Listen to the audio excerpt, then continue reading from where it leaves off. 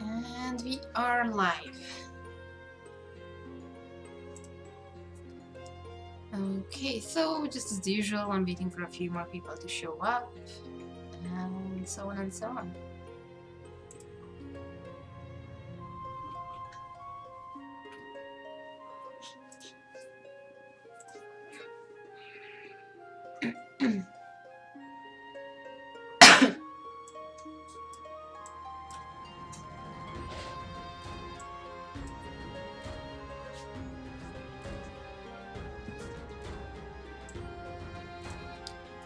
Okay, finally can see the chat, so that should be good. And as usual, shoot, I don't know where is the camera. This new setup is just very weird now, so yeah, I probably will be talking right next to the camera a lot of times. But anyway, let me know if you can hear me properly, or if the music is too loud, or if there's any quality issue, or you know, just anything. And as usual, I will wait a few more minutes for people to notice. I just posted on Instagram that we're starting a stream. Probably should post on Twitter too, on Facebook, and anyway, but yeah, just the usual. Just waiting a bit more so people will have time to join us. And then I'm gonna be drawing a little bit and then coloring mostly. Yeah, I promised in one of my earlier streams that I will be coloring, so I have an artwork that's almost done with the line art process, so yeah, and I really can't English just yet. So I actually woke up not that long ago, so this will be fun. Okay, I can see people showing up in the chat. Grimham and Dave, hello guys! Nice to see you here. Also Savage Bearers, hello. Dave, glad you're back and feeling better. Yeah, same here. Like, I'm really happy to be back in Canada. As you can see, it's my usual setup. Although right now it's still a bit of a mess because, yeah, I still need to take care of things. And yeah, health-wise, I'm getting better. My throat is still not the best, so you probably will hear me cough a bit and things like that, so I apologize for that. It won't be pleasant to listen to, but there's not much I can do, so yeah. Eddie the Nerd says hi, hello. Manga Striker, DNR, hello Miss Saigami, hello. Once again, Saigami is not my name is Andrea Otilia Doni, or Sunny, if you want to use my nickname. Saigami is my manga series, published that series on Saturday, but people often mix it up, so I guess I'm listening to Saigami now as well. Soshok says hello there. Excuse me, this will happen a lot. Alrighty, so before I start drawing, let me have a sip of coffee. And let me just talk a little bit about everything. As you can see, I have a promotional piece in front of me. Although it's January now, but let's take a look back at last year's December, Saturday AM and Saturday PM, so... Okay, so let's start at the very beginning. So if you're new to the channel or you don't know what Saturday AM is the most diverse manga anthology in the world. I'm one of its co-owner, and also I have my series Saigami published and serialized in Saturday AM. We also do have a sister magazine called Saturday PM, which is a more mature type of magazine. If you wish, Saturday AM will be the Shonen Jump or the Cartoon Network, and Saturday PM will be the Adult Swim or the Seinen magazine. And in December we launched 2 new issues of both of these magazines. Issue 114 of Saturday AM with this really cool cover, and with Saturday PM we launched our 7th issue, I think. It was the 7th. Yeah, probably. Yeah, I think. I'm really not good at remembering numbers, but anyway. And the big news also was that we launched a brand new magazine called Fan Art Friday, which is a free magazine. And it features various artists, articles in the topic of fan art. So it is a super fun and very exciting read, and I can recommend for you to check it out. And also we did launch a contest earlier with Spectrum Noir, who are creating amazing markers. And yeah, we we published these artworks in the magazine for the contest, and you can also vote on them. We had 3 rounds, and you can vote for all 3 rounds. And if you vote, you also have a chance to win art supplies from Spectrum Noir, so definitely check it out. I will have all of the links in the video description. I think they should be there right now, but yeah, you just go to the Saturday homepage and you can get the issues, you can subscribe, and you can vote, and you can have a chance to win free art supplies. So yeah. This is marketing and promotion at its finest. Alright, let's take a look at the comments. Manga Striker, but Saigami is a cool nickname. I guess, I think it, yeah. Although it's kind of weird because, you know, for Saigami is my work, so being called as your work is kind of weird, but yeah. Zemi9, hey Sunny, hope you're feeling better. Yep, I'm getting there. Still not 100%, but way better than I was. So it's actually getting better and better. And yeah, this past few weeks I've been really productive. I've been working on a lot of stuff. I can't show anything just yet for you guys. I have some stuff up on my Patreon, so if you are interested in more behind the scenes stuff and what I'm working on currently, secret projects and many exciting things, that's where you can get a glimpse. But I hope that we will make some public announcements soon, and then I will be able to show you more, because it's kind of fun because I don't post that often on social media anymore. Maybe in the story section on Instagram, but not real posts.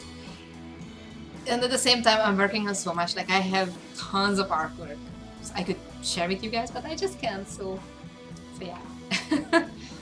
In fact, the artwork I will be working on today is kind of in that category because it's supposed to be a promotional piece, and usually I don't post those before we use them for actual promotion. But at the same time, I really wanted to work on something that looks cool and something that's Saigami, because it's been a long time since I worked on anything Saigami related. I'm pretty sure in my last few streams I only worked on fan arts or requests, so I guess it's time to work on some Saigami. Also, Saigami will be returning soonish in Saturday AM. Earlier in my New Year's greetings I made an announcement that I will be in issue 115, but I won't be. So yeah, we're changing plans a little bit. So Saigami will return in issue 118, so I think that's in April. So it's still a little bit of a waiting time, but at the same time I can promise you that it will be super exciting because I will have several issues in a row and I will have bigger installments. In my latest installments I only had like 7 to 9, maybe 10ish pages. But now, since I have plenty of time to work in advance, I can have longer installments, maybe even a full chapter running in the magazine, so I promise it will be worth the wait. Alrighty, so I can see people are gathering, and as usual for the comment section, if you're just talking to each other, please use the @ and the username, so I know that you are talking to someone else and not directly to me. That will make my things easier, because last time I had a miserable time catching up with the comments, so if you can make it easier, please do so.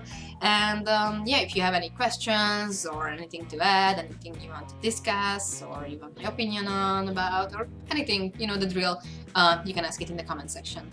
So yeah, I will do my best to multitask while drawing and taking a look at the comments. And yeah, so I will take one more look at the comments and then I will start drawing. And first of all, I'm gonna switch over to our artwork, so this will be the piece I will be working on. As you can see, I didn't finish inking just yet, but I'm getting there, and I will finish up inking and then I will start coloring as well. So yeah, looking forward to working on this piece. It's been super fun. Zemi9, is that you back in Canada yet? Yep, I'm back in Canada. I actually came back on December 15th, so I've been here for almost a month now.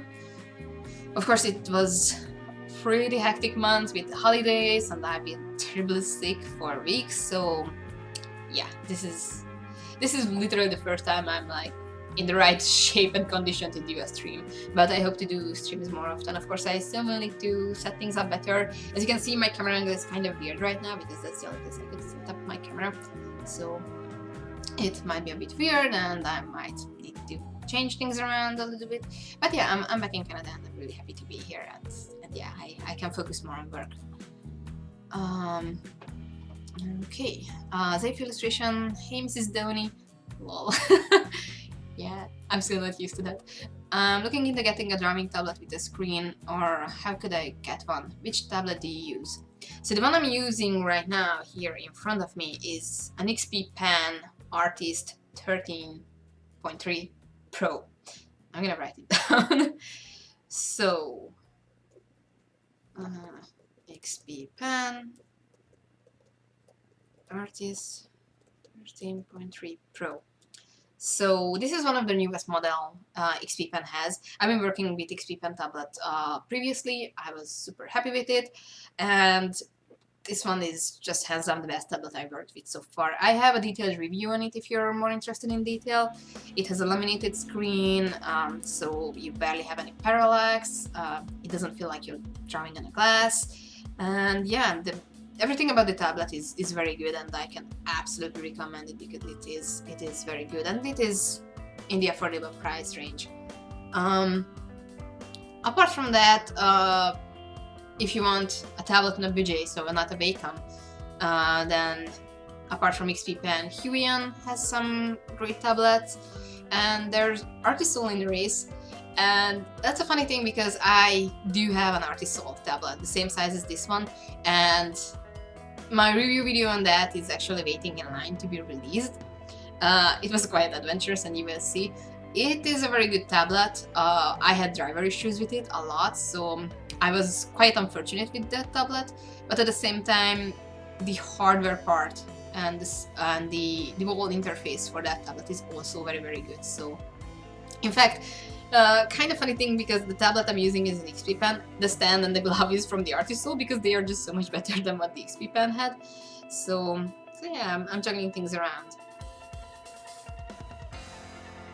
But yeah, I would recommend to look up some more reviews. Like I said, I have a few reviews on tablets. And yeah, do some research on what is that you need. Do you need tilt support? Do you need a bigger screen, a smaller screen? Previously I've been working on a bigger screen. I had a 15.6 inches screen. But since this tablet was so much better in quality, I decided to go with a smaller screen size because it's still fairly enough, but the work is just so much easier on this that I was like, yeah, I don't need that extra few inches. Alrighty, so before I continue, I'm gonna create a new layer. And switching over to inking tool. I can't remember which one I used for this. I've been experimenting with a bunch of G pens or inking pens, and I really can't remember which one I did use, but anyway. I'm gonna go down here and I'm gonna start inking. Manga Striker, maybe some tips for inking and screen tones, please. Okay, so I'm gonna be inking while I talk about it. So, first of all,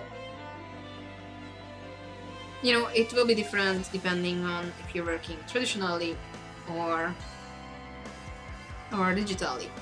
I've been inking traditionally for over a decade, and I was a diehard fan of working and inking traditionally, although I didn't do screen tones traditionally because that was just like super expensive and time consuming. So my screen tones I always did digitally, but for inking I was always aiming hard for the traditional. And you know, it was super fun. I really enjoy inking traditionally. Nowadays you can have a lot of options, a lot of various pens to work with. So everything is becoming easier and easier. So yeah, earlier I've been working with you know, traditional G pen and other inking pens. I still have these, although I haven't touched them in like a year. I've been working purely digitally, but yeah, you can have like fine liners like the Sakura Micron pens and all this stuff. And yeah, basically, when it comes to inking, it's really a matter of practice and confidence. So it's just something you need to do, and you will get better as you go. Now, if you're working digitally, that's so much easier, because with digital you kind of have this safety net that you can always just correct your mistakes super easily. As you could see, I'm inking here, and I made several step backs because I was like, yeah, I don't feel like that line is good like that, so let me just erase that line. Now that's something you can't really do when you're inking traditionally. So inking traditionally can be quite stressful. At the same time, it's kind of satisfying to get the right line right at the first time, so there's that. But yeah, I know this is the advice people usually hate to hear, but it really comes down to practice. And you know, as you practice more and you get better, you will get more confident about it as well. And that truly helps. Being able to draw your lines confidently. And you know, that's why digital helped me a lot, because I was like, well, even if I mess up, I can just hit Ctrl Z, step back, make an easy correction, and then we're good to go again. So it takes down a lot of pressure. So because of that, I can really recommend working digitally. But at the same time, if you prefer traditional, then go at it. There are some tricks and safety steps you can make, like taking copies, or inking over a new sheet of paper, a tracing box, or a light box. So yeah, there are a lot of things you can do. Now as for screen toning, like I said, I always did that digitally. I did try traditional screen tones before, but it literally was just trying them out, because I just didn't have the money to work with them for good. They are fun. It's kind of cool, but at the same time, screen tones are really something you should do digital, even if you're inking traditionally, because they are just so freaking expensive. I'm not using too much screen tones with my works, to be honest, so my number one rule with screen tones was that I don't want to overdo things.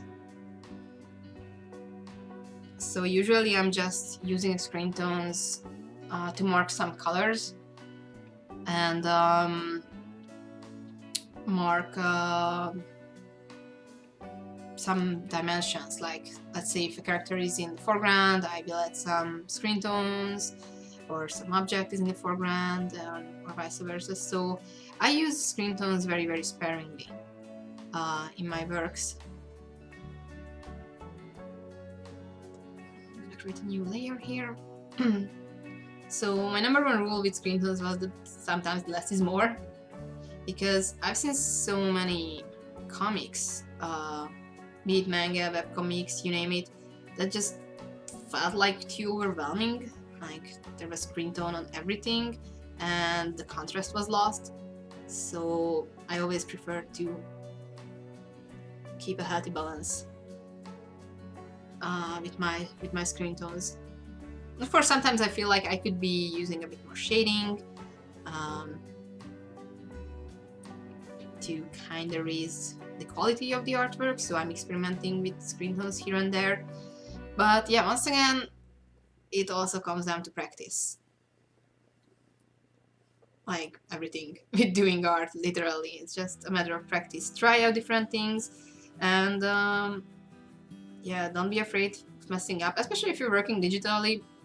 It doesn't mean anything if you mess up or if something doesn't work out at first try.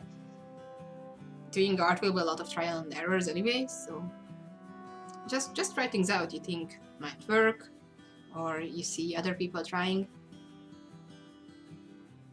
and yeah, just keep at it. Okay. see. Harukami Art, hey. Somehow YouTube didn't show me that your stream already started. Well, yeah, YouTube can be evil sometimes. That's why I usually also post on social media that I did start the stream. And you know, maybe I'm not sure if you hit the notification bell on my channel before, maybe that can help. Although yeah, I know from personal experience that sometimes even that doesn't help, so it's kind of weird. But still, I'm happy you're here. Okay. Harukami arm. By the way, I really like the pose. Thank you. Actually, it's been a fun ride. I had quite the trouble drawing the pose because I wanted to draw something dynamic, and I actually took inspiration from a pose from baseball, and you know the pitcher is just getting ready to throw the ball. So I figured that will be kind of cool to have a pose like that and transform it into like a fight pose and then in the flames and all. But drawing the legs been just a nightmare. Like I think I redrew them at least 5 times. So yeah, it's been a journey to get this right.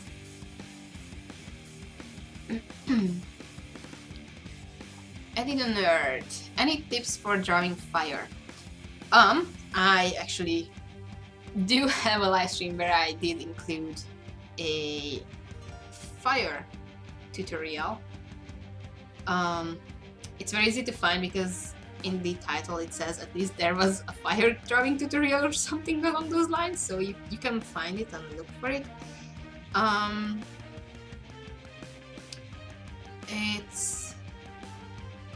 It's kind of funny because in this artwork I will experiment with a new way of drawing fire, because usually when I'm drawing fire digitally I just do it simply with the colors, but this time I want to do it with the line art as well.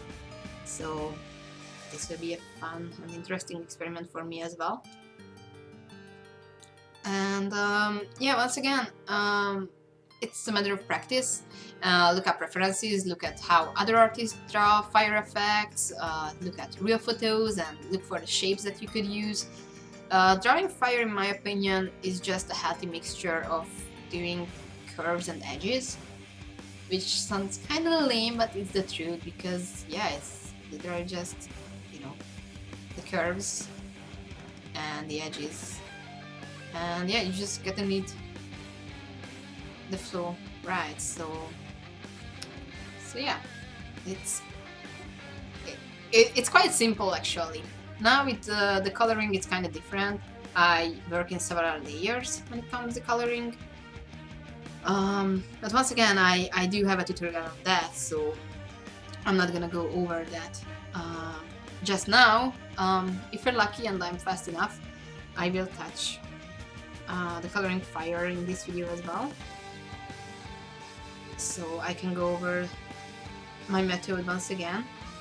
But yeah, mainly it comes down to practice. Like when I started drawing Saigami a long time ago, I was looking at how other artists drew fire, so I tried to look for the elements that I did like oh, I like how they use some black, or how they use the screen tones here and there. So I was just collecting the references that yeah, I want to do this and that, and I just gathered everything I like and modded them together into the style that I used to draw fire.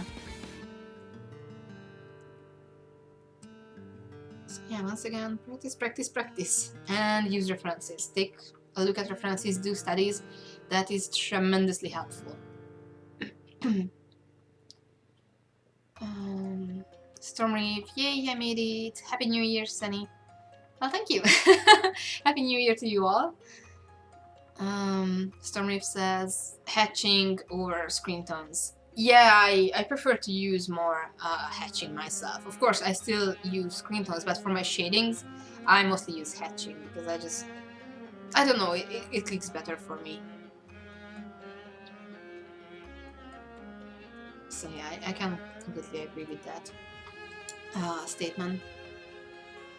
Jordan Man, I'm ready for volume 3 of Saigami and Apple Black. Make a video of drawing the cover. Oh yeah, that totally will happen. I mean, not just volume 3, but I actually was thinking of capturing drawing the cover in a video once I get there. Now, in the moment, I don't even have an idea what kind of cover I want to go for. Usually it's kind of a last minute thing. Like when I was drawing the cover artwork for volume 2, I literally did it in 2 days, but that was like 2 days non-stop work, and it was quite hectic before it was just before I moved and I came to Canada. So it's been very hectic, and I was literally just improvising and sending messages to Frederick that is this okay, is this okay, is this okay, and we made several changes as we go.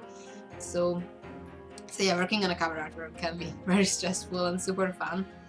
And naturally, I would like the cover for Volume 3 be even better than Volume 1 and Volume 2, so that will be interesting. And yeah, I definitely want to capture more on video, like more of my art process and everything I do, because yeah, I want to be a bit more active. Now, that's something I kind of promise, excuse me, every year. But yeah, I'm doing my best. Of course, you know, on Patreon I already upload a lot of stuff, some extra videos and all those things, so that can be an option too. Okay. Zemini, right now I'm doing some practice headshots of my main character. This might be the 7th time I'm redesigning him. Yeah, well, you know, think of it as practice. Yeah, sometimes some characters need redesigning a lot of times. I've been working on a new character design myself. Heck, I did several, like, I did over 10 character designs in the last week. And yeah, there was this one character, I literally drew at least 5 or 6 versions before I was like, yeah, I think I'm on the right path here. But before that, it was just, I don't even know what I'm aiming for here, and yeah, it was hard. Sometimes it's easier because with some character designs, I feel like I have a very clear image in my mind, so it's just super easy to nail it on the first try. And with some, it's just a struggle. But you know, you can make changes later on, even like, especially when it comes to like clothing design and those things, you can change that as you go. Like in this artwork, I'm experimenting with a new clothing style for Ayumi.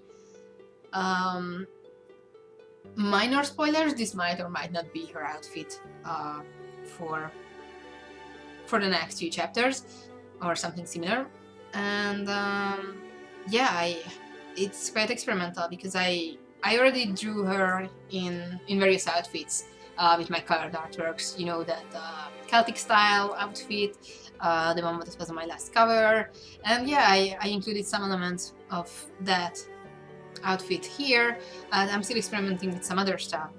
So yeah, design process is something I still keep changing here and there, and go back to certain elements, change things as I go. So yeah, it can be fun. So I'm not happy with this hand, so I'm gonna go back and make some changes here.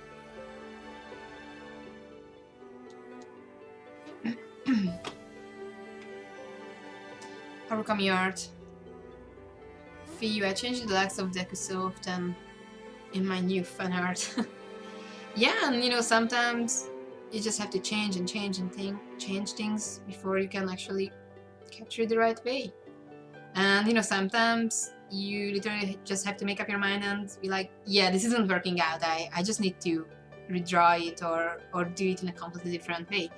I actually been working on a fan art piece last night, and I did the base sketch for it a longer time ago, like about 2 months maybe. And I was like, yeah, I'm gonna return to this fan art because I really like how it is. I really like the characters on it. I really like the idea, but at the same time, I just can't get it right. So I've been just redrawing, and I was like, yeah, this isn't good. So in the end, what I did, I completely except for the face of my character, I redrew everything on the picture. And yeah, it was hard because I really liked how the head of the other character in that picture was, and I was like, yeah, now I have to erase this and redraw the head in a completely different angle in order to work it out. So it was kind of heartbreaking, but at the same time I knew that I literally have to make this change if I want this picture to work out. So yeah, I deleted like 90% of the sketch and just read it, and then I was on a roll, and I was like, yeah, this is working out. I'm really glad I made this change. So yeah, sometimes you have to kill your babies and start anew. Okay. Oh, no, I still have some lines in here.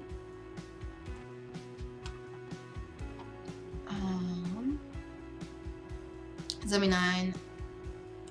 I also have to change his name. It's hard, you know how it is. Yeah, naming characters can be especially hard. Of course, sometimes it can be easier. It depends. But yeah, it's kind of annoying because names are literally one thing you can't really change later on. Like, I swear to God, if I was restarting Saigami now, I would have different names for sure. We didn't go with the Japanese name, so yeah, but since we're kinda in this story right now, we're already at the 3rd volume and people are already used to the names, we're like, yeah, we're gonna roll with it. So we're not changing it, but yeah, if I could start anew, Ayumi surely wouldn't be Ayumi. So yeah. Jordan, how do you publish a series with very little help?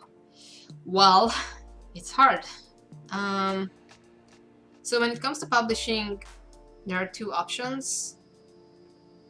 3 basically, because 1, you can just publish online and go for the webcomic route. But apart from that, you can either go for a publisher or you can try self-publishing. Now, I do have experiments with both, and none of them are easy. Self-publishing is hard because you literally have to do everything on your own, including the financial part. So you have to have a budget in order to print things. Of course, you can decide if you're going for print on demand or if you're printing things out in advance, take your books to a convention, or you know, it's a long process, and it can be very tedious. There's a very, very high risk for mistakes because, of course, at first you will be inexperienced, you won't really know how to do things. So yeah, it's very hard to do at first, and most of the times you won't see profit for a very, very long time, and you just will be losing money because you will have to put in effort, time, and financial investments in order to create your comic, to have it printed. So it is very, very stressful to do it on your own at first. Now, doing it with a publisher isn't easier either. Like, usually people go for the self-publishing route because they just can't get a hold of a publisher, which is very hard because, yeah, sometimes you can get lucky, but other times, you know, you won't even hear back from a publisher, they won't even respond to you, so it just, you can knock on their doors and they most likely will just ignore you, and yeah, it's super frustrating. Or even if you hear back, you know, it might not feel like how you want to do things. They might have different ideas, they might have restrictions, they might want changes, they want to claim the ownership of your property. That's a very risky thing because once you sell your idea, it's not yours anymore. You might be the creator, but you won't have anything. So even if your property, let's say, is picked up for a movie, an animation, whatever, you won't see shit from that. So yeah, be very, very careful with that. And you know, that's one of the best things with Saturday AM is that our creators have the ownership of the intellectual property. So that gives us a huge safety margin. So that is super important. But yeah, You just have to try hard, you have to be persistent if you really want to do it. And you know, of course, when you're starting out, you have to make sure that you really want to do it, and it's not just fanboyism, because everyone thinks they can do comics, and that's not true. um, you're not necessarily entitled to a career in comics as you think, because everyone has ideas, everyone can write a story basically, but nothing guarantees that your story is that good. Or you might think it's your the next big thing, it's like next One Piece, the next Naruto, whatever. But in reality, it's not that easy. It's creating comics is a very, very tedious process, and it comes to a lot of effort, sacrifice, and persistency. So yeah, you have to be very, very headstrong and bullish about that if you want to do it.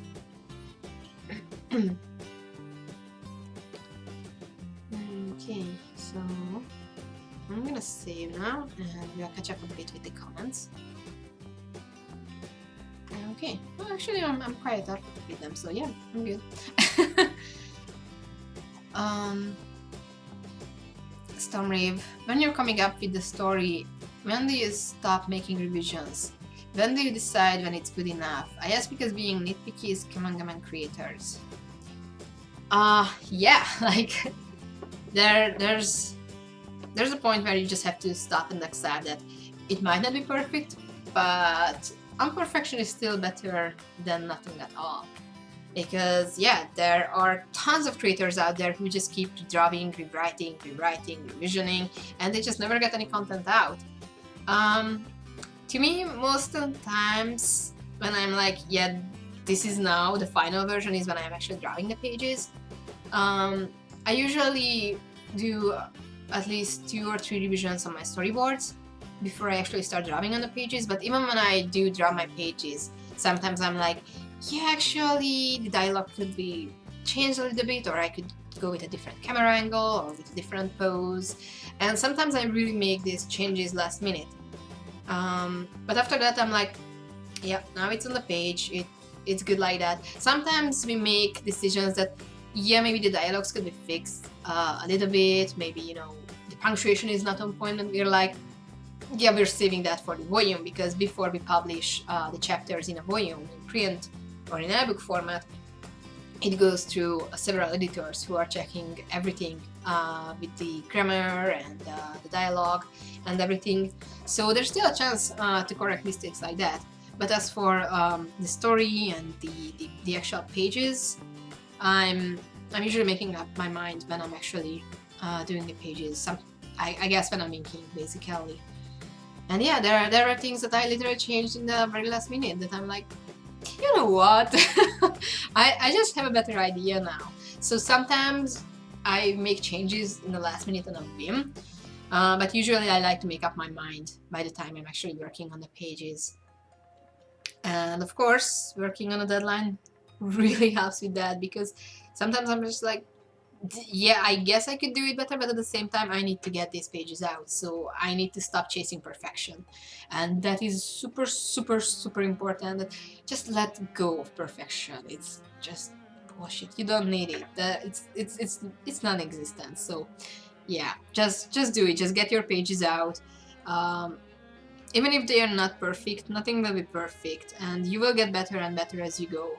And if you take a look at older comics or comics from starters, you will see so many mistakes and whatnot. But you know, if they didn't do those imperfect pages, then they would never have gotten to chapter 2, to volume 2, to season 2. So just keep drawing and do it, and let go of perfection. So yeah. Oh look guys, we have White, and he's agreeing with me. So yeah, if he says so, it's true. Trust me. So hi, White. Okay, so catching up with the comments. Ella Lena says hello. Well, hello. Leighton Watson. Sagami Project. I want to put some color in my art, but copies seem expensive. Do you suggest Artisan brush pens or any others? Can't say I've colored professionally before. Well, if you want something cheaper than Copics but still on par with the Copic quality, I would recommend the Spectrum Noir markers because they are just hands down the best Copic replacement I ever worked with. There are some cheaper options you can go with. A bunch of Copic dupes out there, but from all the marker brands I tried, and trust me, I tried a lot, from the cheapest to the almost Copic price range, I literally feel like the Spectrum Noirs were the best. Their brush nib is very good, they even upgraded it, and yeah, they are very affordable. And we actually do have a special deal with them, so if you want to get a special bundle deal now, you can follow the link in my profile to Saturday AM, and we have some very good deals with the Spectrum Noir company.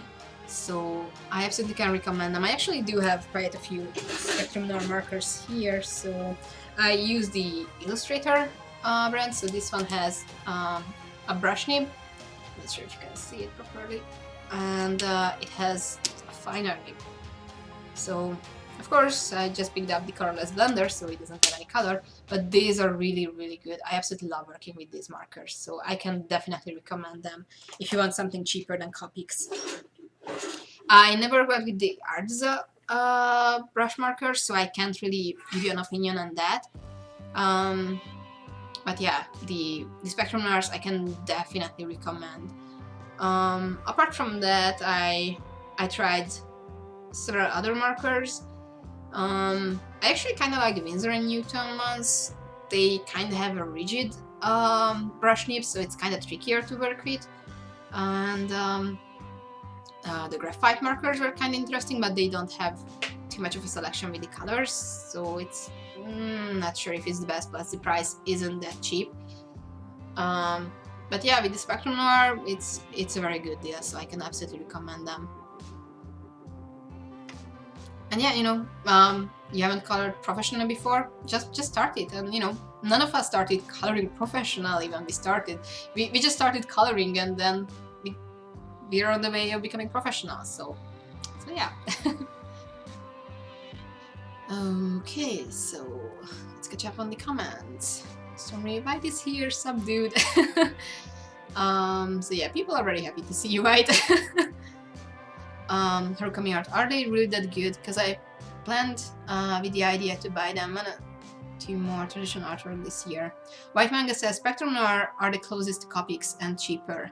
The bundle deal on the Apple Black and Hammer homepages are on Saturday AM website. Yep, you heard the man. You can hit the link in this video to go to Saturday AM homepage and then go to Apple Black or Hammer site to get the bundle deal. Like, literally, guys, we're not only telling this because we have a deal with Spectrum Noir, with this collaboration bundle deal. They really are good. Vi did a video on the markers, J. Odin did several artworks and video on the markers. I think I have a video on them. Maybe I don't. I can't remember if I did, but all of the marker artworks you can see on my profile in the latest artworks, I did them with the Spectrum Noir markers, and they are hands down really good and cheaper than Copic. So yeah. Harukami art, yeah, I have seen that you used them in some video of yours and it looked really good. It is really good quality. So yeah, both the ink, the nibs, everything about it is really nice. And I actually kind of like the shape of the Spectrum Noir markers. They are this kind of like hexagon, I think. Yes, it's kind of a hexagon shape, so I actually really like it. And when I put it down, it just doesn't roll off the table, and that's just something I love. So yeah, definitely can recommend the Spectrum Noir markers. Now, what I have is the Illustrator brand. They do have an even cheaper option with the Spectrum Noir Classic markers. I don't have any of the Classic markers, I'm sad, but J. Odin and White Manga did try the Classic markers out of us, so you can check them in their videos. They are like hands down the best deal you can get with these quality markers. on the market right now, so definitely check out the manga deal. And don't forget, if you don't have the budget right now, download Fan Art Friday, the magazine's first issue, and vote on the Fan Art Friday art contest. If you vote in all 3 rounds, you get a chance to win Spectrum art supplies, so you get a chance to win a pack of markers. So it's as easy as it gets. So yeah, you can find all of the links in the video description, and yeah, go to Apple Black and Hammer homepage on Saturday AM, so don't miss out on this. It's a limited time offer, so might want to look in that. Okay, so almost done with the line art here.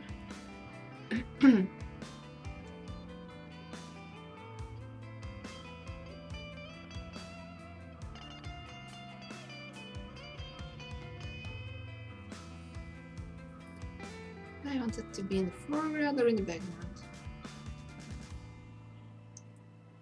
Yeah, I'm not sure.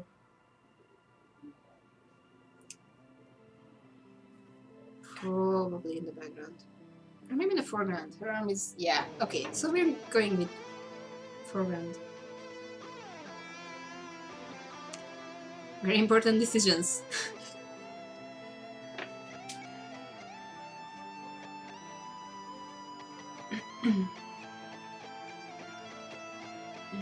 Okay, so I think that's it for line art. Just double checking everything. And needing a few more flames here and there.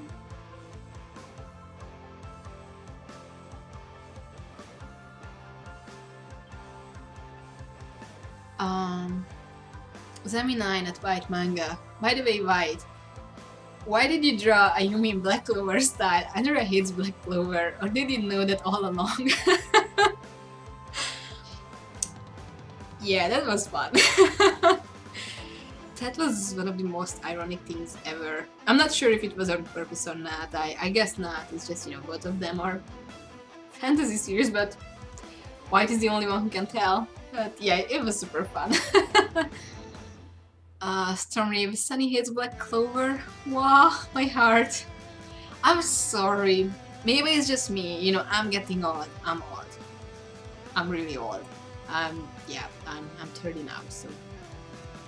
And yeah, Black Clover for me is just I don't know. I know it's fun. It's have a spacing, but at the same time, nothing really grabbed me, and it was just juvenile everything, and everything was kind of cliche, and I just didn't like it. So, not to mention the anime with the horrendous dub. Oh, good lord! I still hear that screaming. So.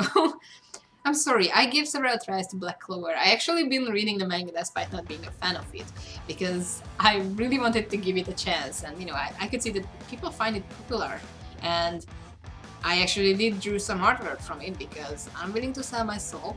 But yeah, it just never grabbed me, and yeah, it is what it is. Even though I really wanted to give it a try, there were some things that I found kind of cool, like when Noel did that water Valkyrie armor thing. That was kind of cool. I really like that. Apart from the fact that the whole design felt super ripped off from Audience Sphere. But yeah, it's, you know, it's just, it is what it is. It's just Black Clover and me. It didn't work out. I'm sorry. It's just, yeah. Maybe I'm just not into shonen that much anymore, or I don't know. Although I was still into shonen when I first read Black Clover. Nowadays I don't read that much shonen at all. So maybe it's just my taste. Not clicking with shonen that much.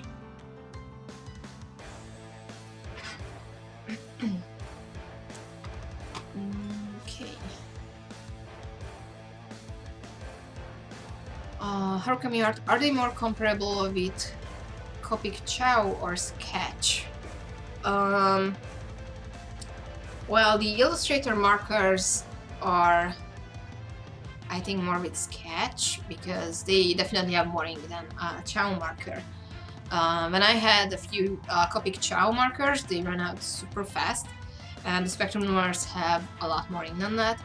And I'm not sure, I never used the sketch markers, but if I remember right, the sketch has a brush nib and a fine nib, and the Chow has a brush and a chisel. Correct me if I'm wrong. Like I said, I never use the sketch markers. I just know that they have more ink and they are the higher standard markers than the Chow. So yeah, I would definitely place the Spectrum Noir Illustrator markers above the Chow for sure. Now for the classic markers, I would say maybe they are on par with the Chow. Once again, I never tried the classic markers, but yeah, if the Spectrum Noir Illustrator markers are the sketch of Copics, then the classic are the Chow of Spectrum. So you kind of get my comparison, I guess. But yeah, the Illustrator are definitely above the Chow. Stormreef, it happens, we all have our preferences. Oh yeah, it's really tropey. Yeah, and it's just, yeah. But it's not only Black Clover I did from the shonen genre, so it's not only on Black Clover. Like, I gave try to several shonen manga in the last couple of years, and it was quite hard to please me. So yeah, maybe it's the whole shonen genre in general.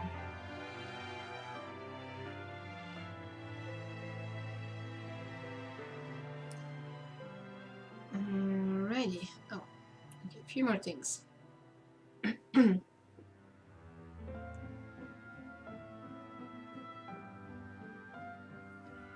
Just adding a few more details here and there.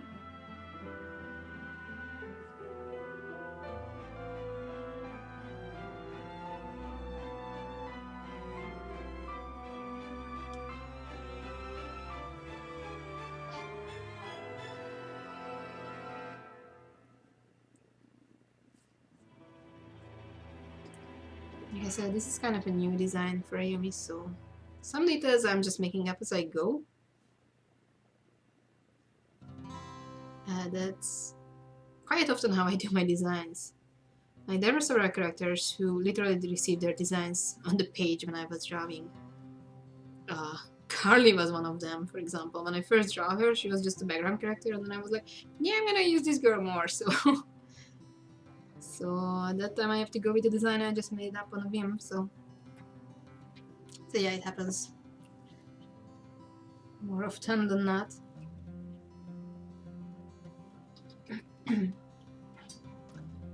Okay. Now I probably will make some more tweaks here and there, because with some things I'm not too happy.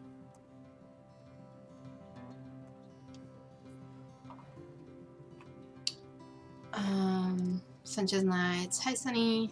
Devil Style says hi. Hello there, nice to see you guys here. Savage Bears, it was Fullmetal Alchemist for me. So many people like it, but I never grabbed my attention. Oh. Okay, now I feel like how people feel when I say that I don't like Black Clover. I really love Fullmetal Alchemist. It's kind of funny because I think it took me a second try, because when I first seen an episode, it wasn't the first episode, it was just a random episode in the middle of the first series. So it was the 2003, I think, was the first series, and I was like, what the hell am I even watching here? Everything was weird, everything was just like, huh now? And then it got Hungarian dub, so that's when I decided, well, we have this anime in dub now, and people seem to really love it, so I'm gonna give it a try. And I just loved it. And then Fullmetal Alchemist Brotherhood came out, and I was like, yeah, this is even better. So yeah, I'm a huge fan of Fullmetal Alchemist. I even cosplayed as Edward. It was fun. But yeah, I really love Fullmetal Alchemist, and I really think it's hands down one of the best shonen manga and anime. But once again, you know, if it doesn't click with you, it doesn't click with you. Sometimes it just happens. And Chrome is having some problems, so I hope you're not lagging and you can still see and hear me properly. My laptop is struggling really hard with this stream, so yeah. I'm just making some small adjustments here and there. Stormreef. Haikyuu is a shonen. I know, and it's my favorite. And yeah. Haikyuu is a series that will always have a very special place in my heart.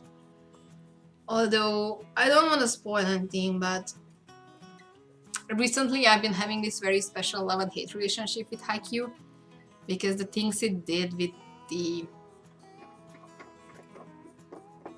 I really don't want to spoil things, because I know many people are just anime only. So let's just say that there was a certain amount of time skip in Haikyuu, and I just feel so robbed of everything that I was so looking forward to. So yeah, I still absolutely love Haikyuu. I actually, in fact, we are rewatching the anime. Well, I am rewatching the anime because I've seen it several times. My husband Peter is only going through the anime for the first time, but we're watching it. So I'm really enjoying the ride once again, and I still say that hands down one of the best Shonen Jump manga ever is Haikyuu. But yeah, recently I've been having these very hard feelings towards it because I feel so robbed and so cheated, and yeah, I wasn't ready for that. So yeah, let's see. Herkami art. Are Spectrum Noirs refillable? I think they are.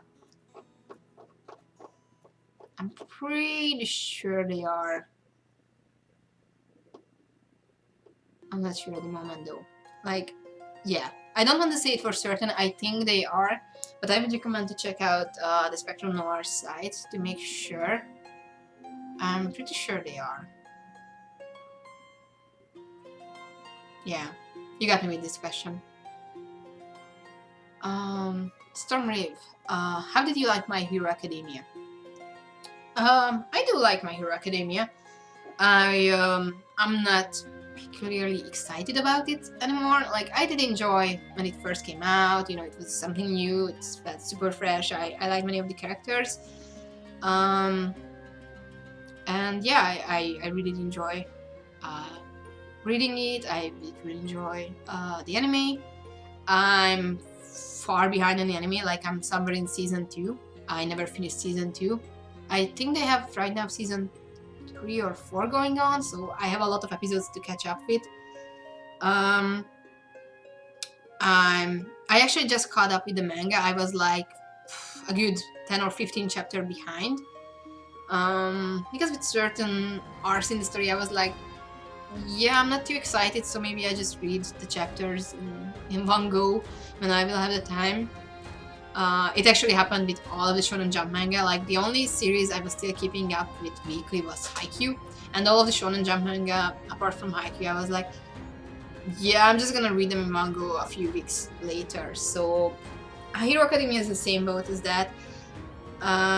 For me, the series peaked several arcs ago, and ever since, they just didn't really grab me.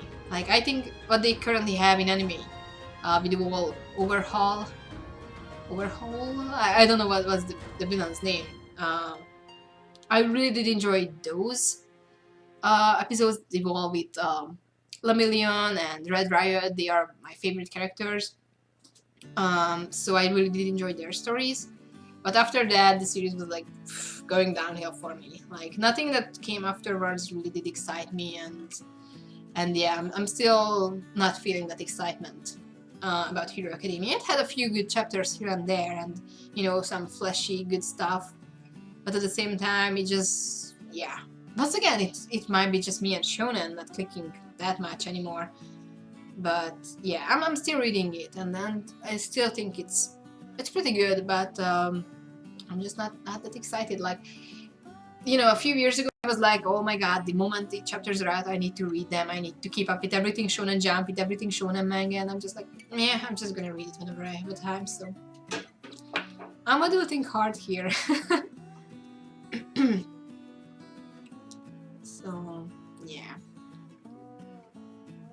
Stormwave, also your line works has improved so much. Thank you. Well, I'm trying my hardest here. So, I've been practicing a lot with my inking. I've been experimenting a lot with different inking styles, and I'm pretty sure that switching to digital really did help me. I still love the G Pen. It was super fun to work with them, but digital just gave me so much more options, and it really allowed me to just focus on improving and not stressing out that, oh my god, I need to get this line right. So yeah.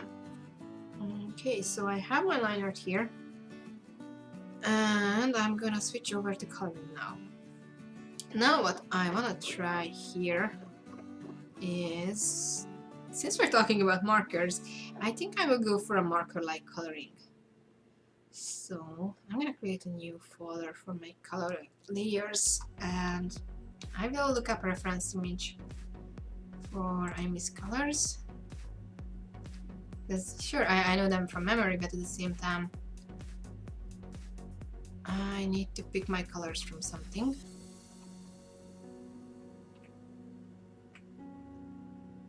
So I'm gonna open up, I think, two reference image. That's how I always do it. I'm not sure about you guys, but I always open up all their artworks and I'm just picking the colors from those. Now with the newer characters I'm designing, I'm doing it a smarter way, because on the first colored concept I have for the characters, I put down their color palettes, so in the future I can just create and save those color palettes. Oh, by the way, we do have Chibi Studio. Time for a break. So yeah, if you have an iOS device, you can download Chibi Studio and you can create Saturday AM chibis now. We do have Apple Black and Saigami, Bull Eater, Clock Striker, Hammer, Soulbeat, and massively multiplayer Words of Ghosts. And yeah, you can have all the fun. Like, if you wanna see Ayumi in Sano's clothes, here's your chance to do it, because you can do it now. You can mix and match all sorts of design elements, and it's super fun. So yeah, I really had a blast drawing it, because I was using White's Seno chibi when I was working on Ayumi. So I literally drew Ayumi's head and she was wearing Seno's clothes, and I'm like, this is surprisingly working well. So if you wanna see Ayumi in Seno's clothes, now's your chance. Alrighty, so I have my reference colors here, so I'm just gonna start with coloring the skin. First of all, going back to the comments, because I think I'm falling behind here. Okay, Harukami art. Then the 36 set is almost 150 euro cheaper than Copic Sketch 36 set. Told you, and they are legit the same quality. Like, you won't get any less quality than with Copics, so hands down the best deal on the market right now. Jordan Man, how do you juggle social life, work, and drawing manga? Usually I don't. That's a sad reality. So right now I'm in a lucky position that I only have art to focus on, because I'm back in Canada and I'm still waiting on my work permit, so I'm technically not even allowed to work just yet. But you know, in the last 6-7 months I was in Hungary, my home country, and I was working crazy shifts. So what I did was I was working night shifts only. So I went to work, and given it was a night shift and I had the coolest boss ever, who was like, well, as long as you do your job, you're free to do whatever you want during the night shifts. I was working in a hotel, so most of the times I was just sitting there alone during the night, you know, giving out keys to the customers, taking phone calls, answering a few emails. But apart from that, I had quite a lot of freedom with my time. So what I did was I was carrying my laptop and the drawing tablet with me all the time, and I was doing art during my night shifts. And then in the morning I went back home, got a few hours of sleep, and then came back to work again and did artwork there. So it was super exciting, not healthy at all, so I don't really recommend it. but you know, it was how I could cope with things. Before this, I was working in 24-hour shifts, so still a lot of work, but that gave me several days off a week. So you know, I was working like 24 hours, but I had the next 48 hours free. So at least I could squeeze in a day after every shift that I could fully dedicate to art. So basically how I coped with everything was basically sacrificing my sleep and health in order to work and do art at the same time. And of course I was sacrificing social life hard. Like, I have the coolest friends because they said, sure, we do understand, and they were pretty cool about it. But at the same time, yeah, I was neglecting friends and family and everything very hard. And you know, that's how it is. If you want to do this, you will have to make sacrifices, even if you don't like it. And of course, the easiest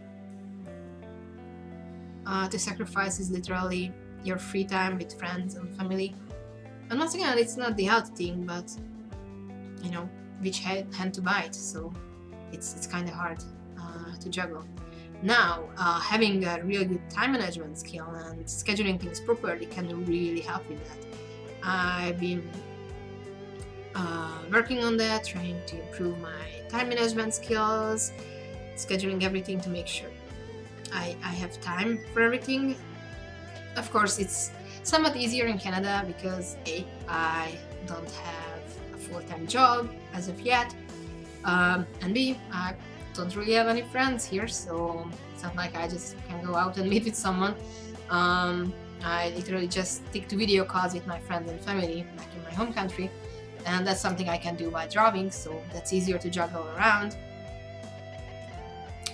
Of course, I hope it will change and I can make some friends in Canada as well, but you know, baby steps. So yeah, if you want to juggle things around, you will need to make sacrifices, and you just need to make sure that you're keeping everything to a healthy balance. It will be super hard, but it's doable.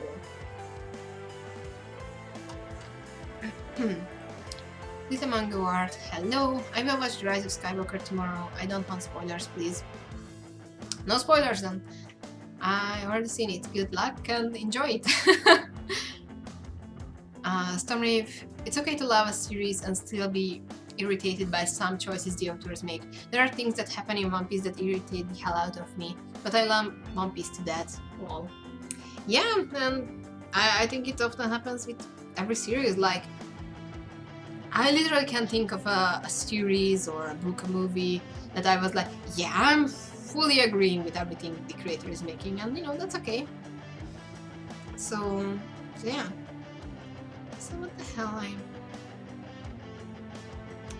Okay, so what I have here is that I actually did have two different sketches for this artwork with two different outfits, and I think I kind of mixed things up as I was thinking. Because here Ayumi has this outfit that isn't her current outfit at the moment, so sticks were made. Yeah, there we go. Okay. So going back to coloring.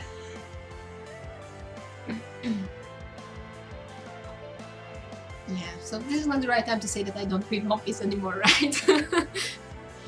Yeah, once again, me and shonen manga. I fell out of One Piece a long time ago, and of course the blame was on me because I just couldn't keep up with all the characters and everything, and yeah, I just stopped reading it.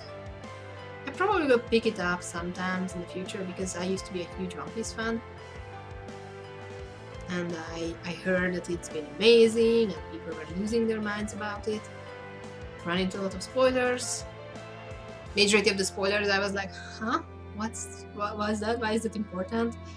Because I'm just so far behind on everything that I'm like, yeah, I have no idea what's going on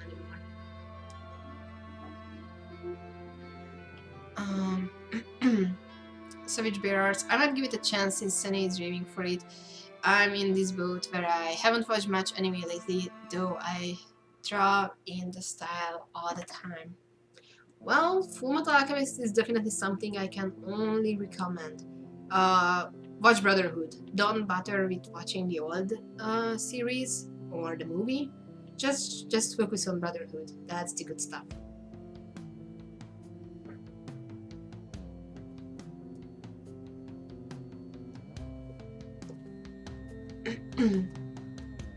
Sanchez Knights. My hero went to trash real quick. Nah, I wouldn't say it went to trash, but yeah, I feel the quality peaked early, and like I said, it just, for me, it's not that good anymore. But you know, we'll see how it's going in the future.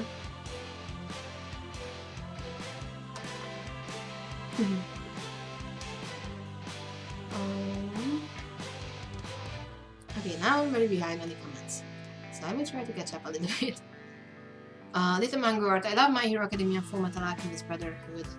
I also plan to watch Weathering with You. Oh, I'm super excited for that too. Yeah, I probably won't be able to watch it in a screening, although I'm pretty sure they will have some screenings in Toronto, but I bet the tickets are all sold out by now. So I probably will only watch it when it's out on DVD, but yeah, I'm super excited for it. I absolutely love Your Name, and this appears to be better than Your Name, so very excited for it. Little Manga Art. Overhaul arc is a great arc. I'm at that part in the anime.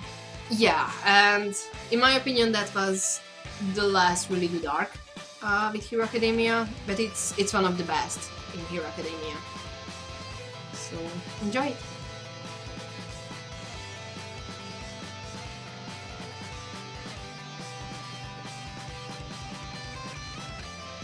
What is the part where I need to make up my color palette here? Oh well. I might change the colors as I go.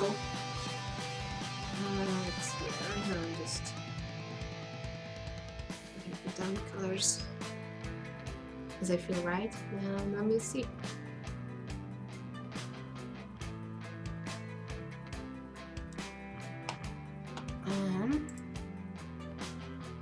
Let's see, Yumre. My hero peaked at My Villain Academia. In fact, that's the only good arc.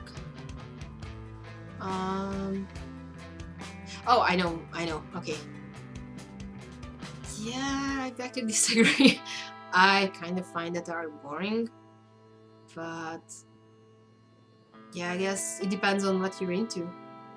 I know that many people were really enjoying that arc. I just never really liked any of the villain characters. I mean, sure, Debbie has a cool design, but yeah, none of the villains in Hero Academia really clicked with me. So, but it was certainly a ballsy move to just completely focus on the villains, so I gotta give it to the creator.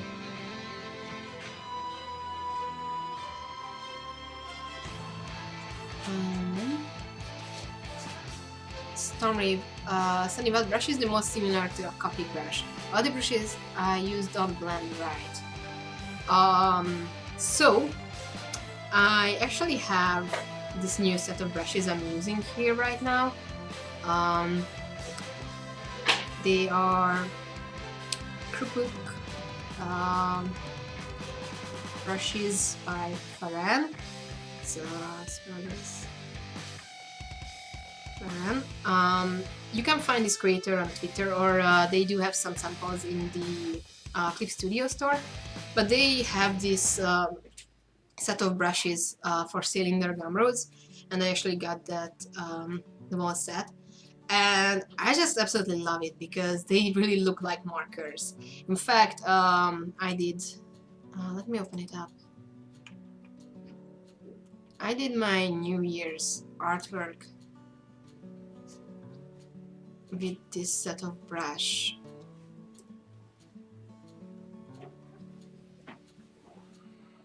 So yeah, I did this with this set of brush, and I absolutely love it because it really looks like as if it was done traditionally. with Copics or similar kind of brushes. Of course, you know, in some things you can see that, yeah, it's digital, especially since I added the snow and all the stuff. But with the coloring itself, I was like, oh my god, it's like working with digital Copics. So I absolutely love this brush set. But yeah, once again, this is not a free brush, but you can look up this artist on Twitter or in the Clip Studio store, and they will have the link. And you know, they are selling it for a few bucks, so it's a worth investment on my end. I actually purchased several set of brushes in the past, and so far they all been good investments. So yeah. Of course, you know, Clip Studio have their own set of coloring tools and brushes, and they have something similar, but I wasn't too much of a fan of it, so that's why I've been experimenting with this, and so far I'm loving it. It's kind of tricky to use it at first, because you have to rely on several layers in order to get the desired effect, but once you get the hang of it, it's pretty cool.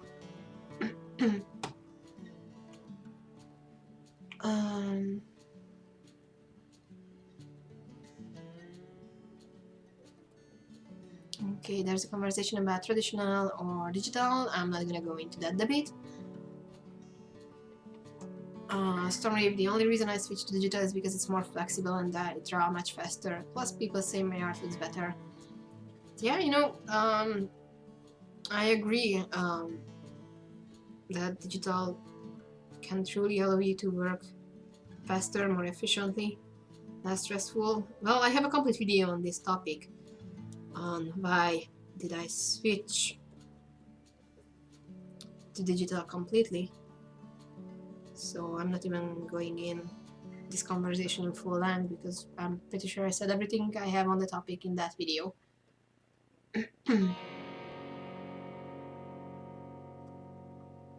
Stormrave, Sunny, you took your tablet to work with you? Plus 1,000 points, that's what I call dedication. Yeah, it wasn't fun. My laptop, the batteries, and not the batteries, the cables and everything, it was just, oh my god. Like, my mom was freaked out all the time because, you know, I had everything in my backpack, plus I still had the laptop bag. And this one time she measured my backpack and it was over 9 kilograms. So I was usually carrying a lot of weight on me. And yeah, it was a long walk to go to work because I was commuting an hour and a half and then I was walking half an hour to get to work, and then commuting, and then half an hour of walk to get home. So I booked up this summer. Yeah, you know, in many days when I was like, yeah, I'm just gonna leave all of my stuff at work, so I just left my laptop and my drawing tablet at work, so I just quickly went home. I slept a few hours and then went back to work. Yeah, it was tasking, but you know, it was the only option I had to juggle things around, so like I said, you know, sometimes you will need to be very bullish about doing this, and you need to make sacrifices. Well, I sacrificed my shoulders and my back, so there's that. Okay, I'm gonna color her shorts now because at least I'm sure what I want for the shorts. I'm not sure about the rest of the design just yet.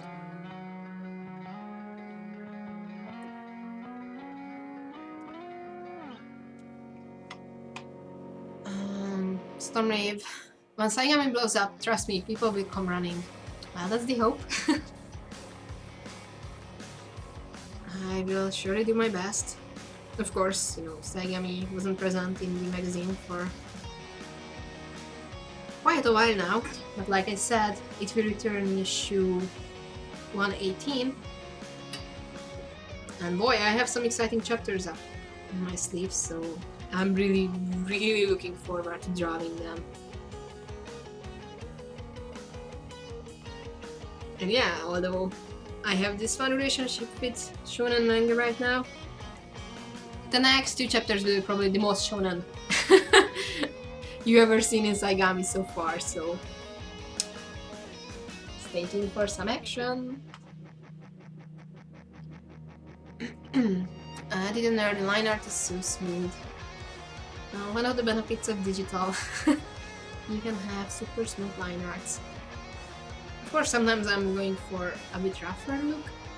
Like for this line art, I used, I think, the real G-Pen.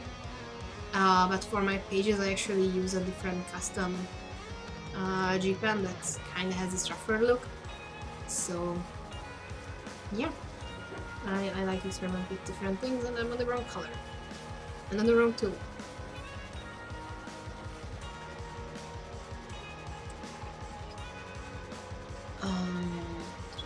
Where am I? Dragon Spear.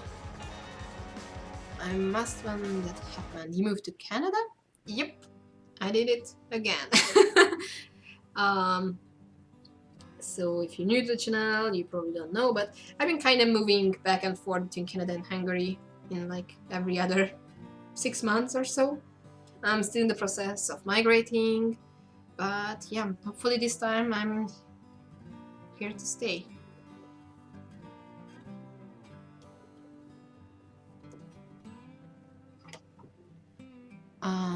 Stormy, don't you just love how Clip Studio keeps auto-saving while you're drawing? I know, right? Like, it's something I appreciate but hate at the same time, because sometimes it really did save my ass when I completely forgot to save and my laptop just froze on me.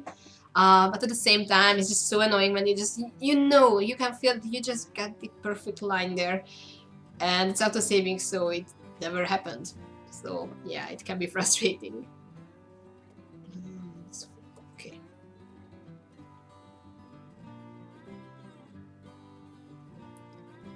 But yeah, it's a good feature to have. It's just frustrating sometimes. But all the moments it saves you, it is super worth it.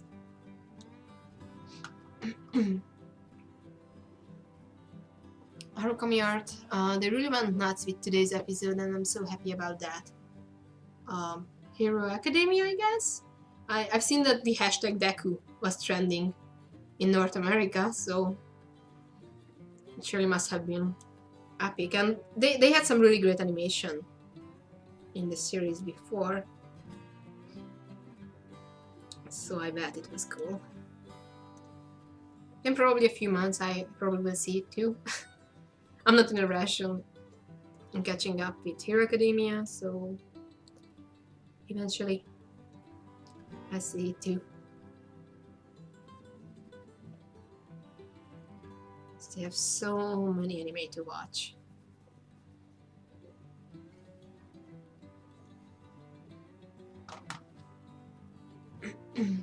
Savage Beer Arts. I definitely need to find a brush set like that, especially with yesterday's fiasco I told you about. Yep.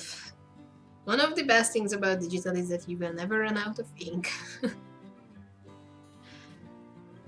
And you don't have to spend money on it. I mean, sure, you can. Like I said, I actually purchased this set of brush for Clip Studio, so there was a small investment, but literally for the price of one marker, I got all of these tools, and there's a lot. And of course, I'm not even using like 70% of these, but it's still pretty cool to have, and they have tutorials and all this stuff. So very, very good investment.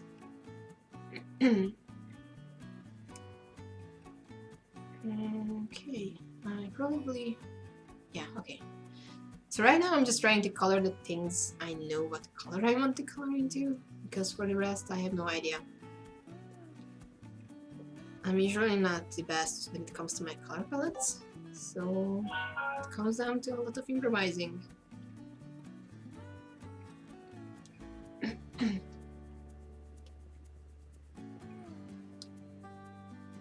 Stormreef, listen, 2020 is gonna be a great year. Why?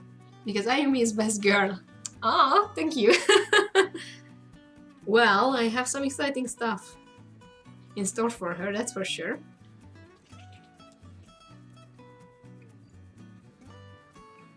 So yeah, I'm super, super excited about the upcoming chapters. I'm actually already working on the pages, so like I said, I really hope to have these bigger installments. Like, sure, going for a whole chapter for an installment is wide board and I'm not sure if I can do it. But definitely want to do at least the double amount of my previous installments. Especially since I have this exciting stuff to work on for this part of the exam. Well, if you're up to date in the manga, you kinda know what to expect, I guess. Maybe not. No, you're not. Like I will have a plot twist I'm super proud of, and I think that will be a really good cliffhanger even. So yeah, super excited. So maybe I still have a thing for shonen manga because, like I said, it's as shonen manga as it gets.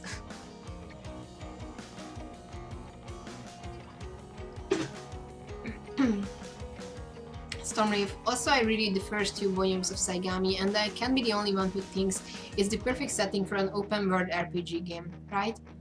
Aw, that would be cool.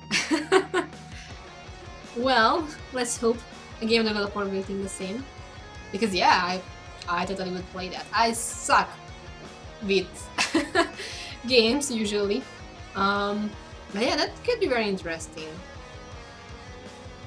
Like, yeah, I can totally see that working out.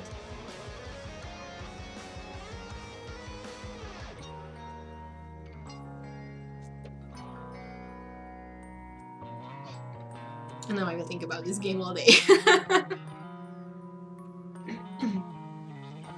Bahar Owl, you're amazing. Thank you. I'm trying my best.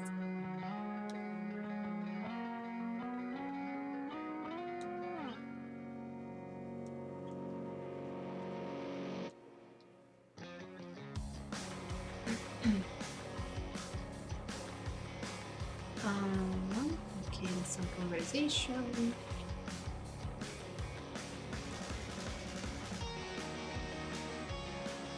So it's kind of interesting to color with this brush because although it reacts to the pressure sensitivity, I can get so thin lines as, like, say I would get with a G-pen.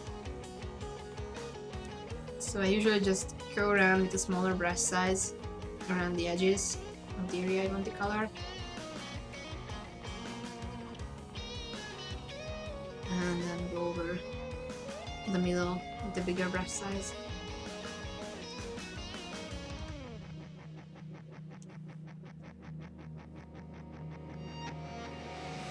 There's probably a faster way to do this, but yeah.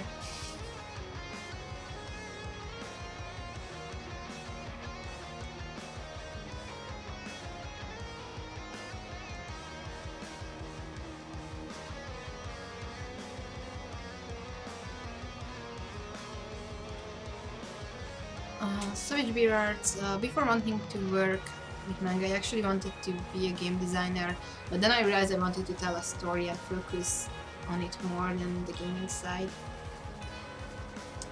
Yep. That's a good point there.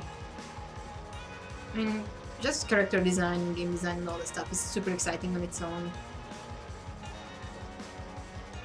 But yeah, I was always wanting to be a storyteller, so...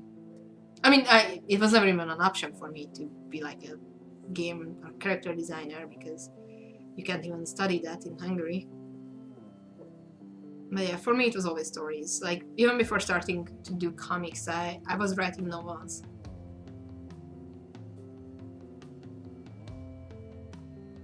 And then I transitioned over to comics.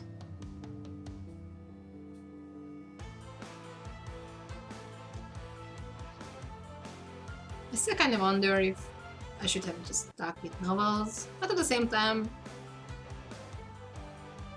I guess I don't regret choosing comics over novels.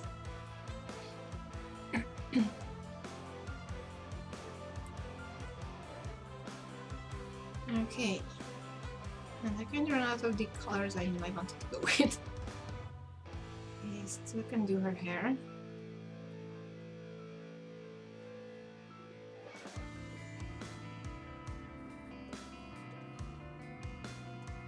Now for this I will need a small brush.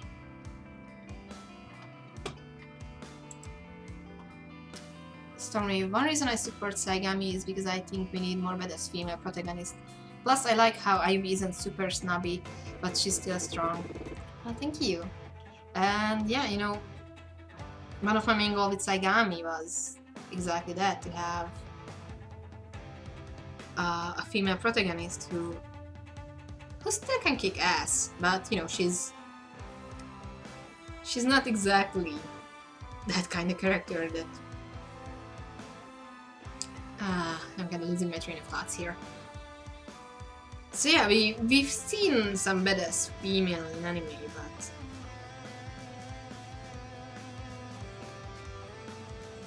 yeah, I completely lost my train of thoughts here. So yeah, I'm just trying my best with Ayumi, making her the best protagonist I can. And yeah, she has some badass moments coming for her, but at the same time, she won't ever get OP or anything.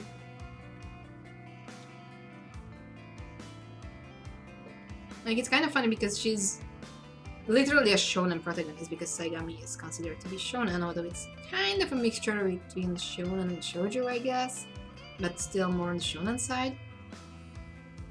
But at the same time, I'm trying to avoid shonen cliches with her.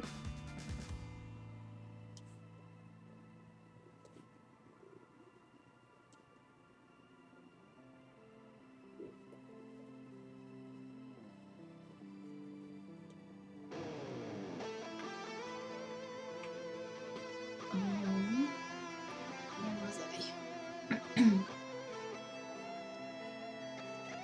Savage Birds, I certainly have a story to tell you later that you'll probably get a lot of. Well, I'm looking forward to hearing it then. Stormreap, that will be fire. I think that was for the game conversation. Stormreap. What's another thing that got me into Saigami is my main heroine has orange hair too. Just throwing that on the table. Orange hair is cool, yo. Like, I always had a thing for orange hair. Yeah. What? Don't look at me. I always loved orange hair. Another reason I dyed my own hair orange as well. But yeah, you know, with fictional characters, with actors, actresses, singers, I always had a thing for orange hair or ginger hair, if you... It's my... one of my things. So yeah, it was kind of a given that when I designed Ayumi at first, I was like, oh yeah, she has to have orange hair. So she has it.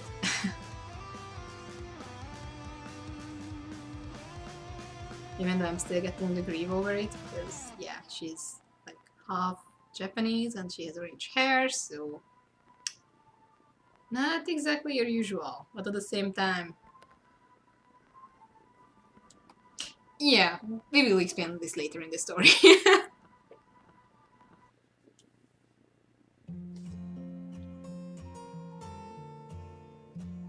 But yeah, orange hair for the win.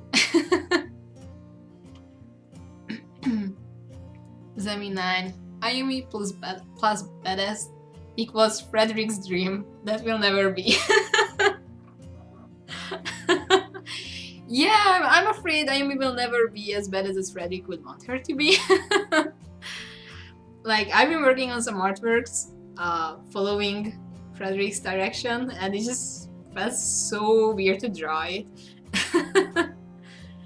I wish I could show you, but I can't, so I'm sorry.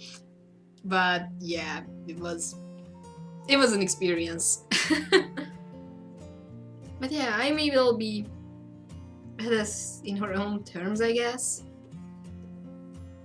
Like, I never wanted her to be OP or anything like that, or to be that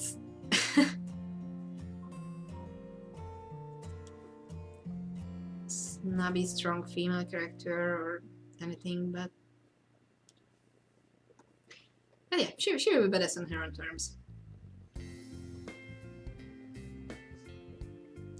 And maybe one day Frederick will be pleased.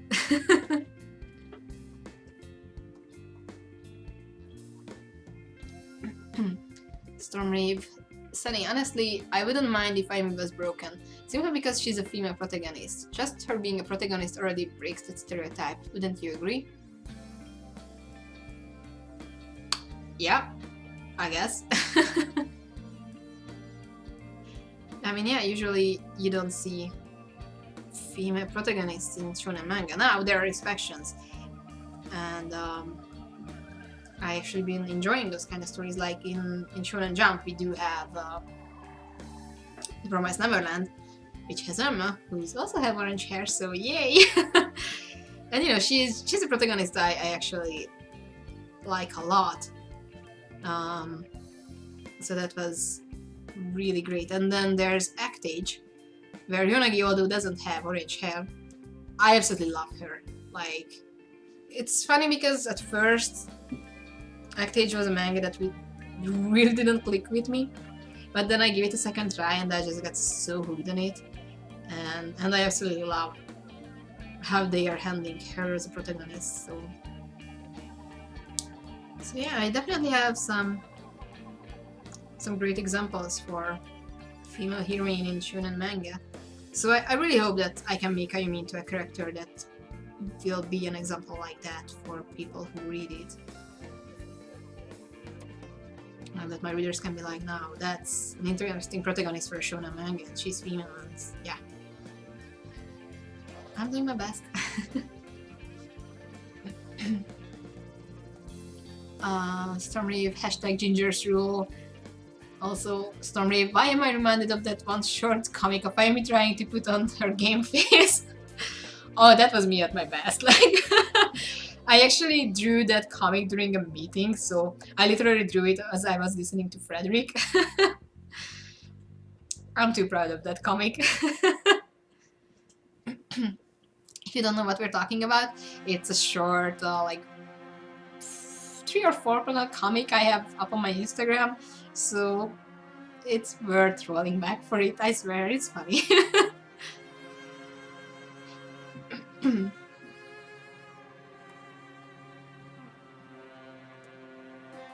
So yeah, that's as bad as Ayumi gets. Although I think with this artwork I'm working on, I'm living kind of up for that expectation, or to that expectation. I mean, I'm not saying she's having her game face or anything, but you know, at least she looks confident. So I actually was really happy how her facial expression turned out here, together with the pose, because it certainly looks more badass than the Ayumi we have in Volume 1 or Volume 2. So yeah, I'm getting there with her, I think.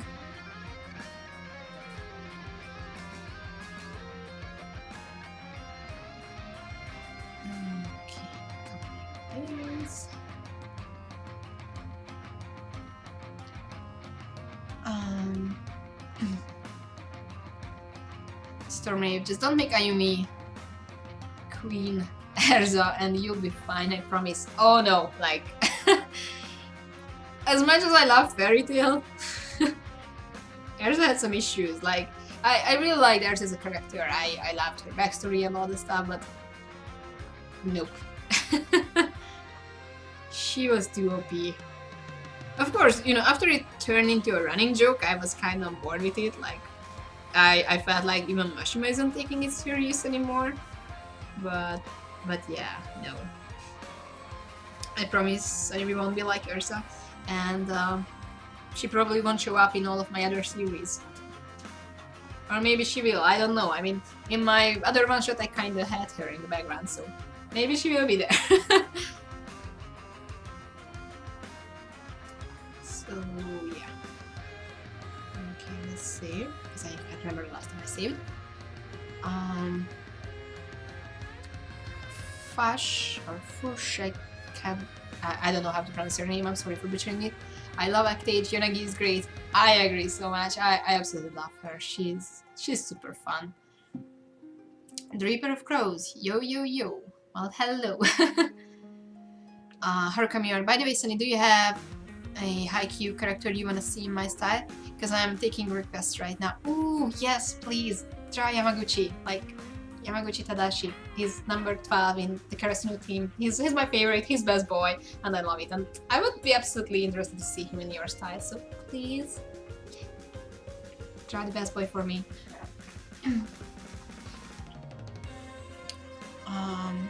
Savage Bear Arts. All the orange hair talk is making me think if I actually have a character with orange hair. I only have one.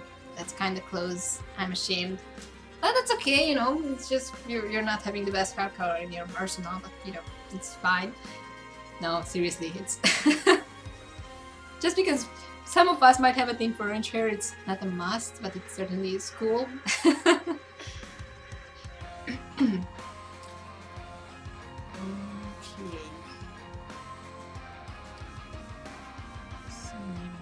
So I need to pick the color from here. As soon as my laptop is willing to cooperate. There we go.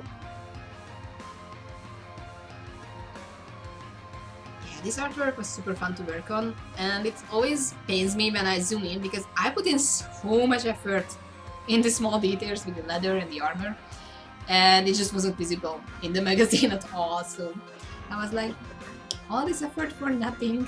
I'm not heartbroken at all.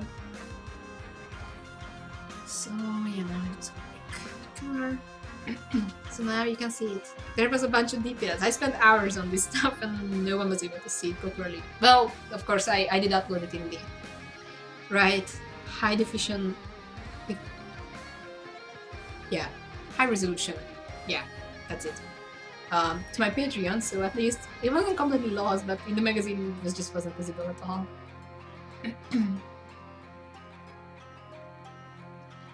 Stormreeve Meteor. Enough said. Yeah, that was some high level bullshit there. And you know, fairy tale is gonna be fairy tale, not just a fairy tale. Like Hiro Mashima is gonna be Hiro Mashima. So, but yeah, you know, his works are kind of my guilty pleasure. So yeah. The Reaper of Crows. I showed some friends Sagami, and one of them said Ayumi looks like Orihime. Yeah, I got it a lot actually. It's kind of funny because when I first drew Ayumi, I didn't even know Bleach was a thing. So definitely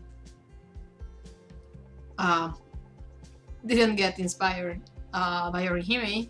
So there's that. But yeah, you know, people will seek to compare your work to others, and that's fine. I mean, I'm not much of a fan of that, but you can't really help it. So if we're looking for the inspirations, Nami from One Piece surely was an inspiration because at that time she was best girl for me with orange hair. And there's this other character from I think it was shoujo manga, might have been josei, I can't remember. Ayashi no Ceres, which I was really into. It was a really good manga. I loved it. So I would say those two were my main inspiration when I designed Ayumi first. But at the same time, you know, I just kind of wanted to go for a design that I like, kind of what was my ideal looks, what was the look I was into. So yeah.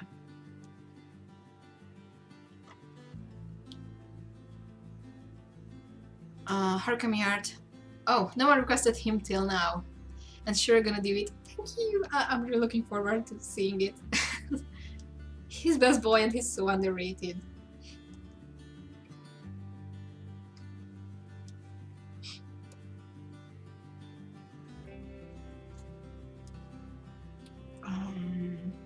Where was I?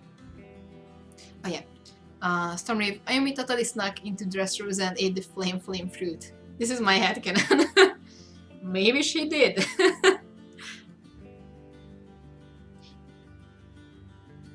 That would be an interesting side story.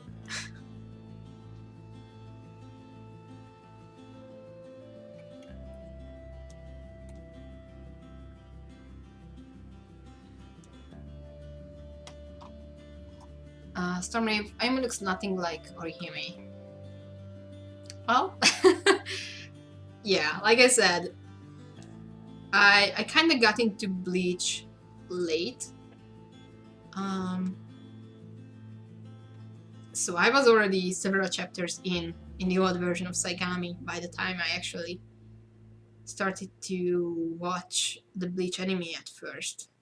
Of course, I was a fan, and Orihime was actually one of my favorite characters. So once again, Team Ginger for the win. But yeah, she was never on that inspiration list.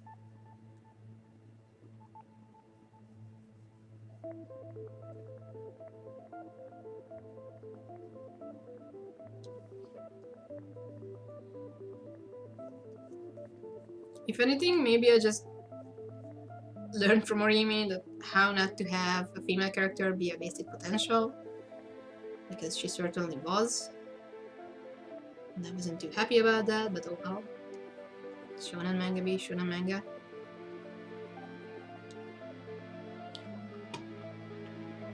The Reaper of Crows. I'd be so hyped if Ayumi just became fire.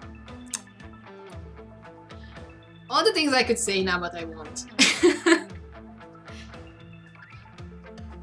Let's just say that I have some cool stuff coming.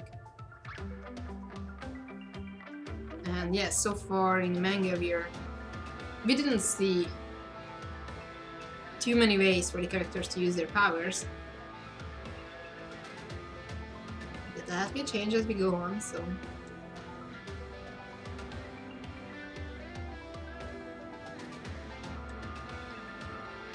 So look forward to that. Because cool things might happen.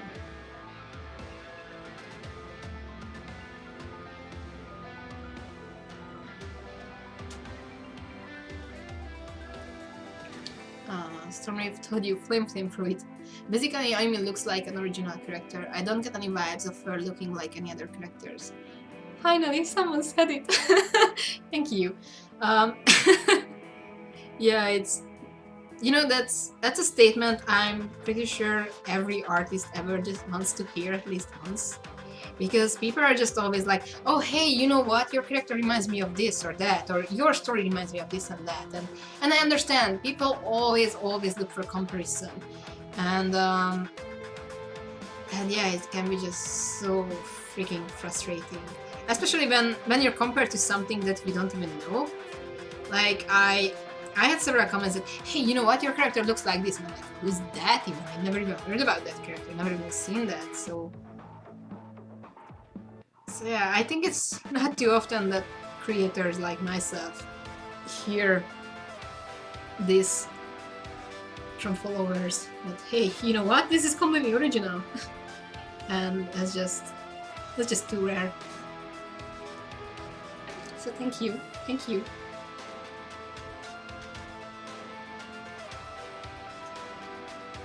Savage Bears, I was up last night finding music that fit my cast of characters theme. It was harder than I thought for some. Then I asked myself, do I even listen to a lot of music? Yeah, I understand that struggle. I do have playlists for my stories and all, so yeah, sometimes it's just songs just find you, and some other times you're like, I need to look for more songs because I feel like I'm listening to the same stuff. Of course, you know, I have several hundred songs on my Spotify playlist right now. But yeah, sometimes it's just good to just go on and look for some new music, and you know, maybe you will get inspired. Like, I get a lot of inspiration from music. There's this project I'm working on, and a lot of my inspiration came from music for it. And I can't really go into details just yet, but yeah, music was a huge help. And yeah, I found a bunch of songs I never heard before, and you know, now they are in my playlist, and they served as my inspiration, and now they are also on my favorites list. So yeah.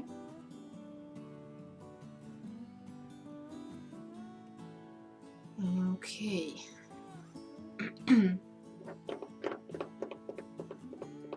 Still not too sure about the colors. But at the same time, I have a set color palette for Ayumi, so might as well go with that. And let's see how it turns out.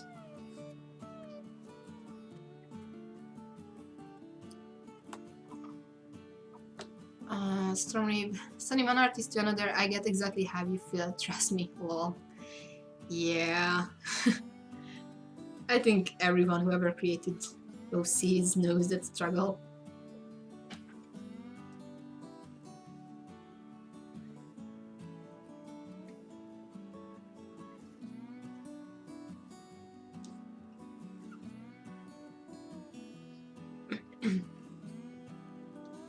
You know, sometimes it's not a bad thing to do these comparisons, and heck, especially you know when you're just trying to grab someone's attention, like with the pitch, it works super well many times. Like there were so many times when at conventions, people came to your booth and they asked, you know, what's this story about? And of course, you know, I can go on a ramble, especially since I ramble a lot, that, you know, oh, it's this story, it's about this girl, and yada yada yada. But at the same time, I could just go like, you know what, this story is like if you were to mix Inuyasha with Legend of Korra, and you will see the reaction of, oh, okay, that's cool, I can see the idea behind that. So sometimes the comparisons are good. And yeah, sometimes people were even suggesting that, oh, hey, you know what, this is kind of reminding me of that. And I was like, yeah, you know what, that could be a good connection to make. That, yeah, it's kind of like that, I guess. so yeah, and you know, sometimes it just doesn't work, sometimes it just doesn't click with people, sometimes they will say that they don't even know that other series, so it's an interesting matter. But yeah, oftentimes you can grab people, like, you know, if you like this series, then you will love this. So sometimes it's for the benefit of the creator. But sometimes you just have to swallow it that, yep, people will compare this to that.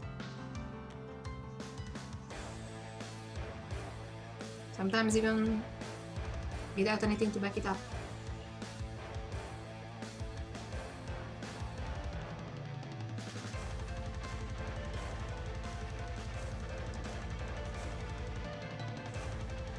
Okay.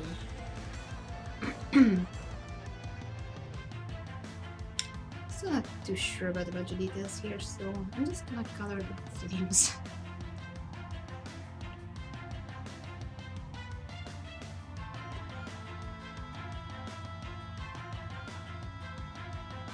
Now, even I'm going for this marker-like coloring style, I'm doing this differently than my usual flame coloring. Like, when I normally do flames, I usually start with a darker color,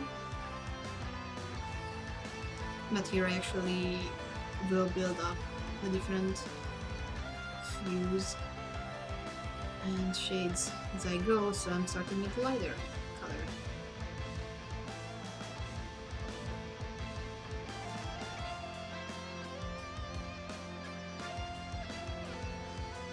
It will probably look very different than my usual flame style, if that's even a phrase or word. But yeah, once again, this is kind of an experimental art piece.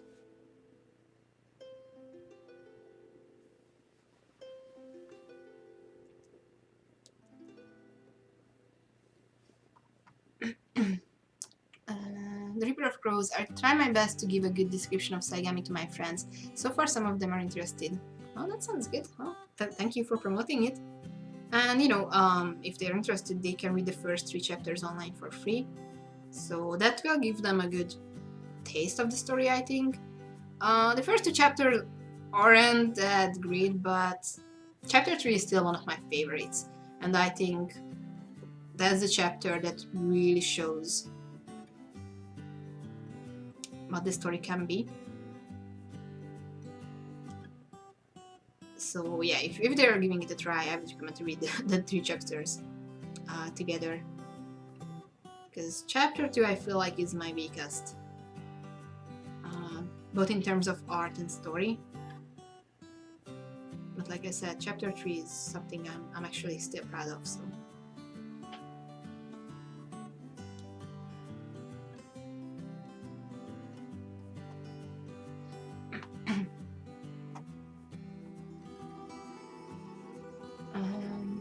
Story, the mystical tone of the story will probably be what draws people in.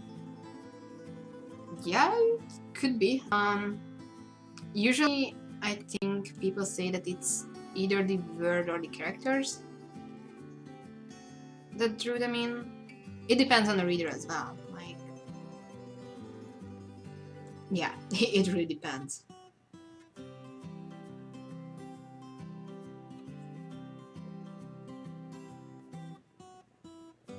So yeah, I had very different feedback and opinion from people, but I think most of the times it was these two, the word and the characters. And of course, you know, I'm trying my best to do the mystery aspects of the story right as well. Like, yeah. There will be things that you will only notice later that, oh, by the way, this was foreshadowed all along. And things like that, so I'm hoping to do the mystery aspect right. The Reaper of Crow, oh yeah, I give them the links. That's great, thank you. And yeah, you know, if anyone wants to read the first 2 chapters, you can find the link in the video description or go to my profile or anything, and yeah. And I think my laptop might have just froze on me. So this is fun. Is the quality this bad through the whole video? Or is it just right now? Because, yeah, right now it looks very bad. Okay, now it looks good again. So, I guess my laptop won't crash. Yay, small victories!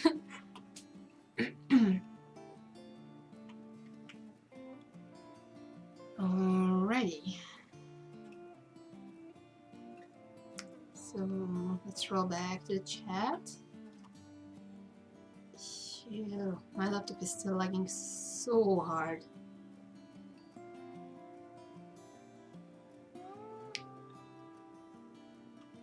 Okay, I'm just gonna keep coloring and looking at the comments. Savage Beer Arts, my best friend helped me discover this interesting character Cork, for Luco, which I'll share with later as well. I feel like we have so much to catch up on. Yeah, that sounds interesting, and yeah, you know where to find me. The Reaper of Crows, my favorite chapter so far were the first time Ayumi used her powers to help Sean and Reggie.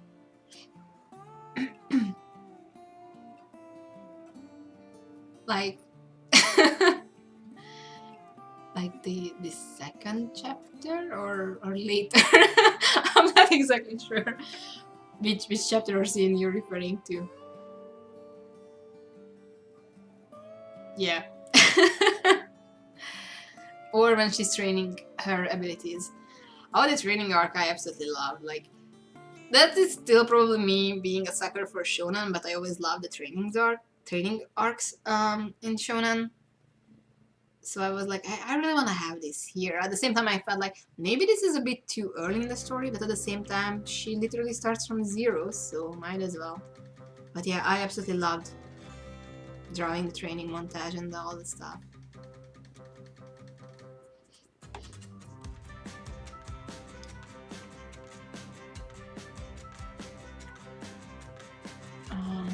Stormreeve, oh yeah, I like when she had Sean and Reggie. Okay, which chapter is that? Because it seems like I'm the only one who's still lost on that. Like, oh my god, maybe I need to read the first 2 volumes. The Reaper of Crows, I love the way that was written. Oh, thank you. Stormreeve, the first couple chapters start off slow, but once it gets going, it really gets going. There's something that I wanted to ask about, but I don't want to spoil anything. Well, thank you. And yeah, I absolutely agree. It's a super slow starter. And you know, that's something I'm always kind of afraid of, that yeah, the first few chapters are just not so strong, and it's a super slow starter. But you know, I'm always hoping that there's something else that will grab the readers and they will continue, because I feel like, yeah, later on the quality just ups, both with my writing and the artwork as well. Because yeah, the first few chapters has kind of wonky art, but I did my best to improve later on, especially starting from volume 2. I feel like I really did my best to improve my art style.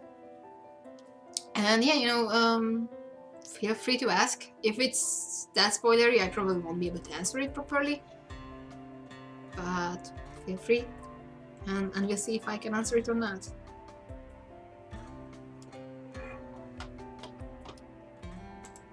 The River of Crows. Hold on, I have the volumes. Yeah, it is chapter 2. Okay, so yeah. Okay. Stormray, really? I thought that was chapter 3. Chapter 3 was mostly a talking chapter with some action in the beginning.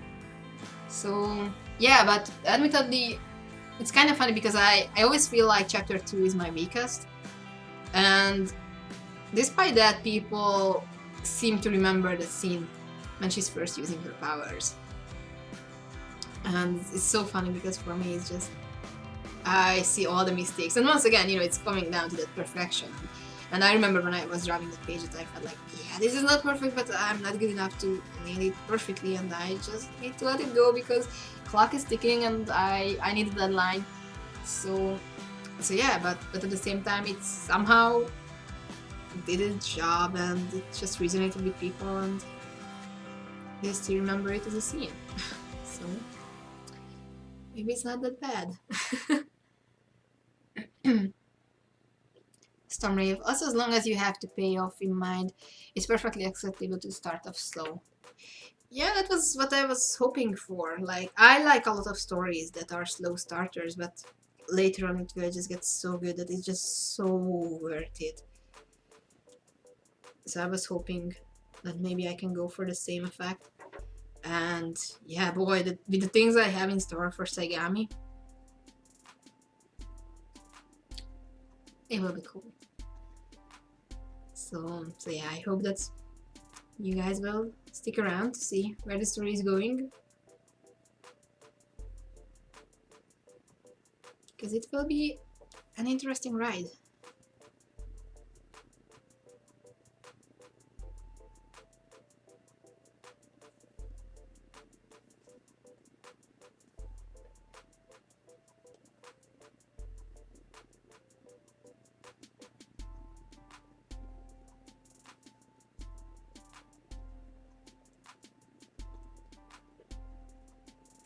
And of course, first I need to wrap up volume 3. Which will totally happen this year. Like, yeah. I'm super behind schedule of what I originally had planned for volume 3.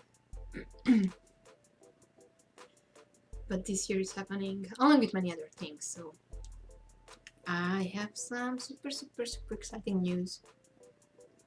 And I can't talk about just yet, but soon my time will come and I can reveal everything. In fact, right after this stream, I'm having 2 meetings regarding these exciting announcements. So it will be fun. Although that will mean that I will need to wrap up this stream soonish.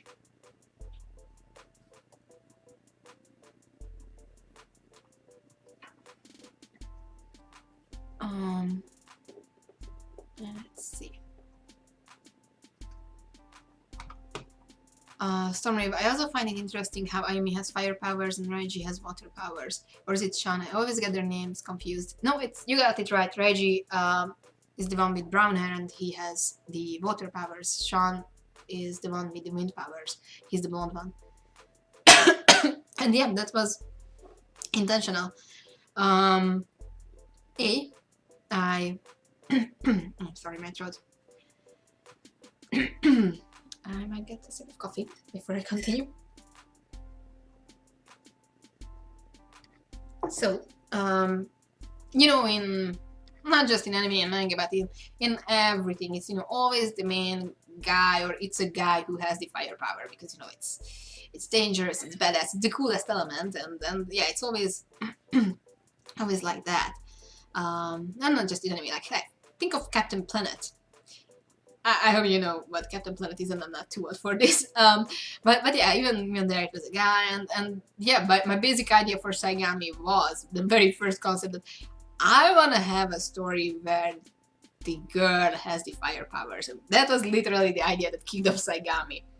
And to counter that, I was like, well, the water is usually the power they give to the women. It's usually a healing power. It's not so powerful. It's more like a protective element and things like that. But at the same time, I was like, that's not right, because water can be terrifying. Water is super powerful, and yeah, why not give it to a guy this time? So yeah, that's how it started with these two, and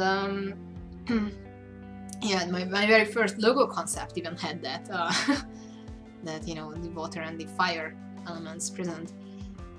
and yeah, so plus it was interesting to see to have these two have the opposite elements basically, because they are kind of opposites, and it's not just their elements, and it will be interesting to see how they clash and mash as we go forward in the story. So yeah. Yeah, Sean is the one. Storm Rave. Oh my god, I've committed a grave sin. Well, that's fine. Storm Rave, my heroine has water powers, and that's okay. I'm not saying that that's wrong or anything. I just, that was literally my basic idea with Saigami, that hey, I kind of want to go against the cliche here and try out something new.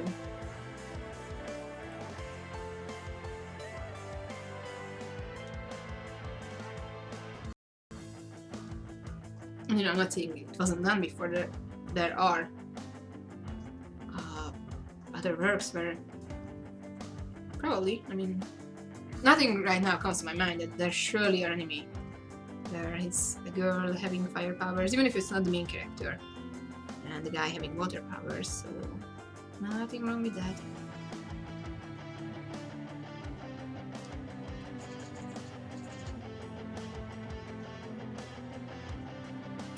Zemi9, I changed my voice design and name. But not only do I have to change every other character, I have to change the name of the whole series. How many name changes did Saigami go through? Actually not really any. When I first started to think up the whole idea, I had a solid concept of what I'm aiming for, and that I wanted a title that did sound like as if it was a Japanese word, but at the same time it didn't really have a meaning in Japanese. Of course, I looked into things that, what could it mean if it was Japanese, like, Sai or Gami, but at the same time I didn't want to go with the Japanese side. I just wanted to go for something that was Japanese vibe. So I was in, I think it was physics class or biology, or some of the classes I usually just spent drawing and not paying attention, which you shouldn't do, kids. I still was an A student, so only do it if you can keep your grades up. So yeah, I just started writing down ideas in class, and there was this PlayStation game called shoot, what it was, Hoshigami, I think. that my boyfriend at that time was playing. So I was like, yeah, that's kind of cool. And I knew that Gami was kind of like standing for the kami, which is the gods. So I was like, oh yeah, I could play with that. So I was literally just throwing ideas and Japanese words around in my mind, and I literally, in that 45-minute session, I came up with the idea of Saigami. That sounds kind of cool. And later on, I went to the library and did a Google search. Yeah, at that time, I didn't have internet at home, so I had to go to the library. And I found out that it's basically doesn't mean anything. And although there's a location called like Saigami Bay or something in Japan, it wasn't really much of a thing. So I was like, yep, I'm good. I'm going with this. I like the sound of it, so that's how I came up with Saigami. So yeah, it wasn't much of a brainstorming. It was just that 45-minute session. And after that, I never changed the title. I was thinking of, changing it maybe, but at the same time, I was like, it's an okay title. It's easy to Google, although later on I received some fun screenshots from friends who were trying to Google Saigami on Amazon, and they either received results for salami, or there was one which is apparently a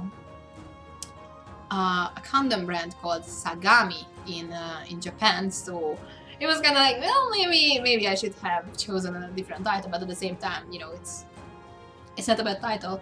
So yeah, it is as it is. But yeah, it didn't go through any changes really.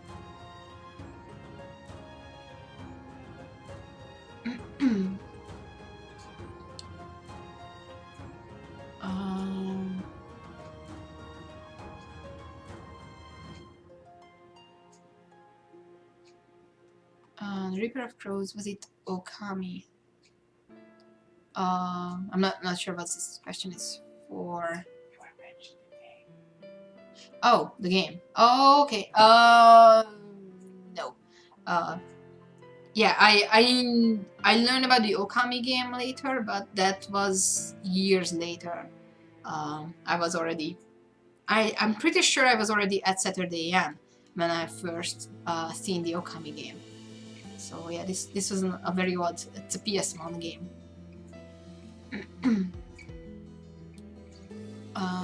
Zami9, I always had a concept, but the setting changed so drastically to the point where none of the names made sense. Oh, that's okay. I mean, as long as you don't have it published, you can still make changes. Like it's harder to make changes later on. So if you're still in the phase where you're working out your concepts, that's where you can make easy changes. Storm Reef, Saigami has to blow up. It has to. People just don't have any creative ideas anymore, and a lot of what's put out in movies and games is just remakes, literally. Also, I would hate for the manga medium to die out. Yeah, I really, really do hope that Saigami will take off. On so many levels, of course. And yeah, although I never really thought that it's a super original concept, because nowadays you see shitloads of isekai, and basically Saigami is an isekai. As much as I really, really don't like the sound of that, it is. And there are a bunch of stories with elemental powers and dragons and all this stuff. But at the same time, I'm doing my hardest to deliver a unique setting and message with the story. And of course, many of those aren't even within reach where we are in the story. So I'm really, really, really excited about where the story will go. And I really hope that you are too. And yeah, once again, it's a slow starter, but later on it will get so much better in my opinion. So I hope that you will agree with me on that once we reach those future chapters. I'm super excited about it.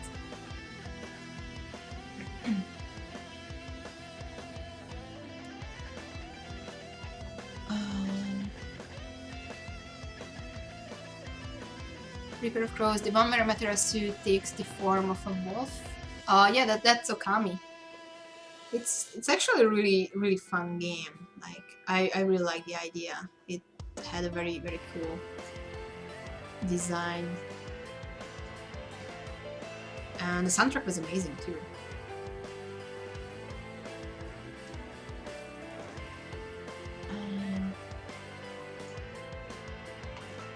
Savage Mirrors, Jiraku is a living color wheel of powers. Changed my title only once because the original name was basic as hell.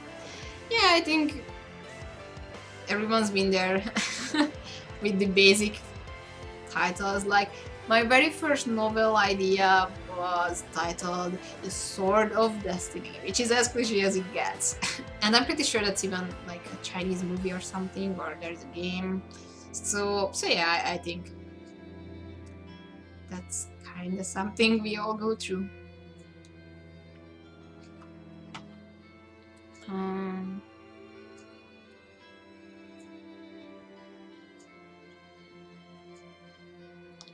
Stormy, fingers crossed, that's why I watched these live streams. Well, thank you, and you know, it's awesome to have you guys here, and yeah, like I said, many good news and great things are coming this year, so stay tuned.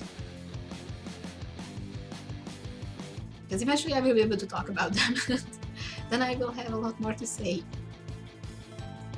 Right now I'm in a place where I just can't show you a bunch of stuff, can't talk about a bunch of stuff, but I promise things will come and they will be awesome.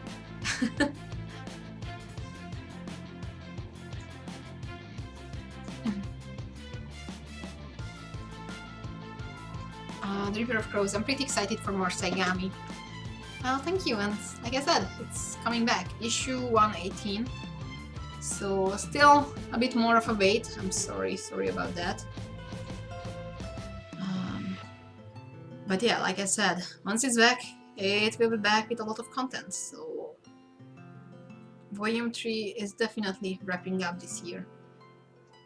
And like I said, I have some very exciting chapters in store for you, so I'm excited. Stormraven, why I purchased the Saigami manga. Well, thank you, and thank you for everyone who did purchase the manga or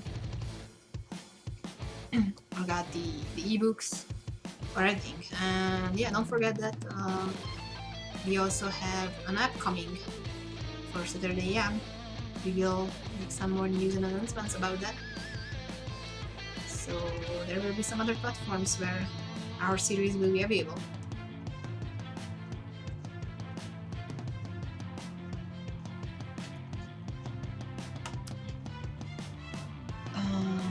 The Reaper of Crows. My manga project was going to have a long title to make fun of manga with big titles, but I settled on something cool and catchy, and I'm glad I stuck with it. Yeah, manga, and especially light novels, can be ridiculous with those longest titles, like, seriously. So I understand why you would want to make fun of that. But yeah, I guess most of the time something short and catchy is better.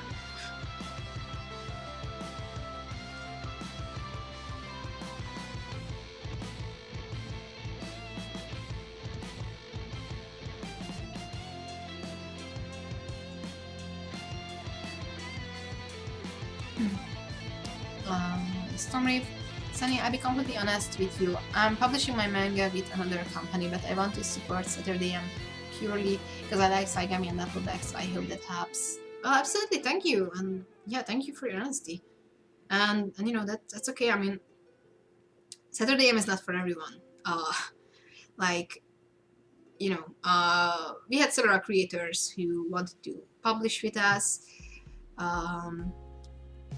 but yeah, we have our ways of doing things, and that might not be for everyone.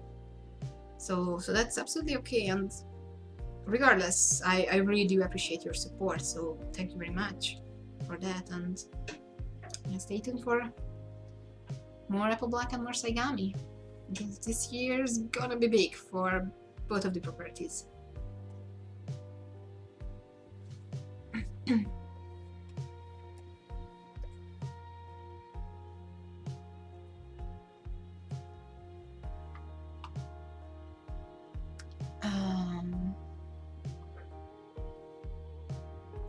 The Reaper of Crows. Don't apologize for taking your time, Sunny. Making manga isn't easy. Oh boy. Yeah, it isn't. It's just, yeah. It sucks when you have so many things planned and then life happens and you just can't make as much progress as you were hoping to make, so yeah. Now I'm really not sure about that color there.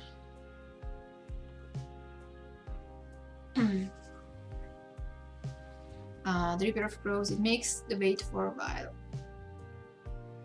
Stormrave, I wait for the volumes because I'm a binge reader. I'd rather read all the chapters in one sittings. Yeah, I can understand that, absolutely. I do that with many series. But like I said, hopefully, I mean, it's still January and like I said, I will be working on a lot more content this year, so I'm pretty sure this year we will have volume 3 of Saigami out, and many other volumes as well, like Apple Black 3 is also about to happen, so we have some exciting new books coming your way, so, and like I said, I try my best to be as fast as possible with them.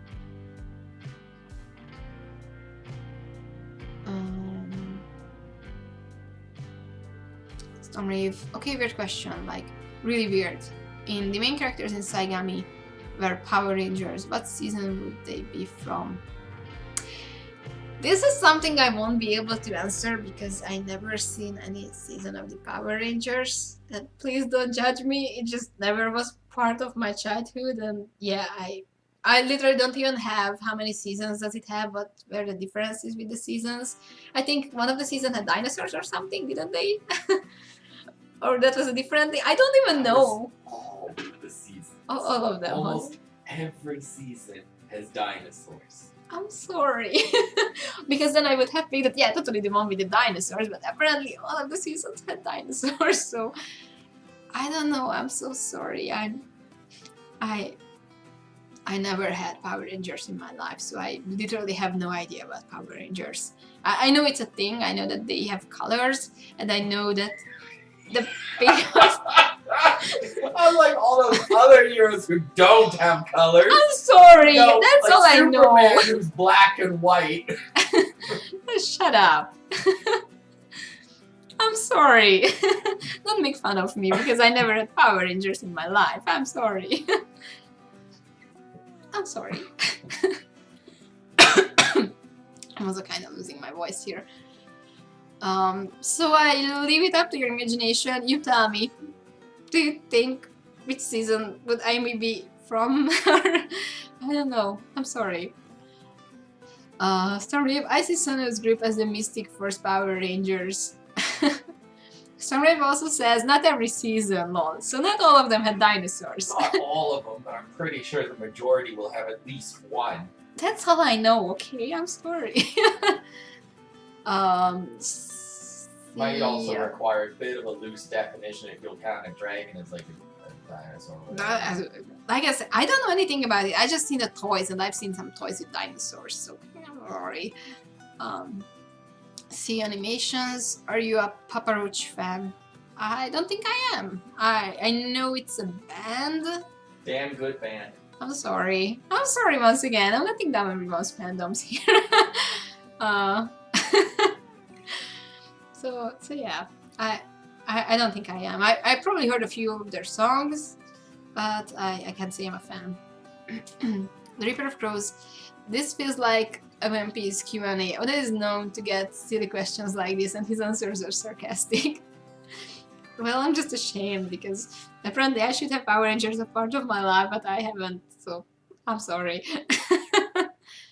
Zeminine, I get the feeling that Peter might give up at some point, they're saying. He looks like he already does. Savage Beer Arts, it's okay Sunny, I didn't watch it growing up, so we can be outcasts together. Yay, I'm not alone. Stormwave. Okay, what colors would Sagami's group be? Red, blue, green, yellow, pink, white, black. I'm not sure. Like for the whole group, like for the main cast, or The different Power Rangers have different colors. Red is usually the leader. I just want to go with yellow. Because yeah, I like yellow. I have my yellow feet right now. Right, but no, which one? Each of the different Power Rangers in the group are different colored. So you don't get to go, they are all yellow because there's only one yellow Power Ranger in each group. Why not? I could go, like... I'm sorry. I think Sean would have to be the Yellow Ranger because sometimes, like in That's the the original, comic relief character? in the original season, in the Japanese, the Yellow Ranger was male, and in the American dubbing, they swapped it to female, if I remember that right. So that would be the perfect color for Sean. Yeah, I guess. Okay, so Sean is yellow, and so first female Red Ranger, that could be... Okay, I'm going with red then. Yeah, Ayumi is totally Red Ranger. She's the first female. And for Reggie, I probably would either go blue or black. Blue because he's the water, and black because he's a jerk, and that fits I would him, lean so... more towards black. I'm mostly working off of the original series, but the blue tends to be the brain of the organization. He's smart though. He's smart, but he's more of an asshole. He is, yeah, so he's black. Black or green, because green is also, again, mostly working off the original series, but if there's a traitor ranger, or someone who works against the main group, we're more likely to split from the main group. It's the Green Ranger. Okay. So yeah, I guess that's our Power Ranger setup.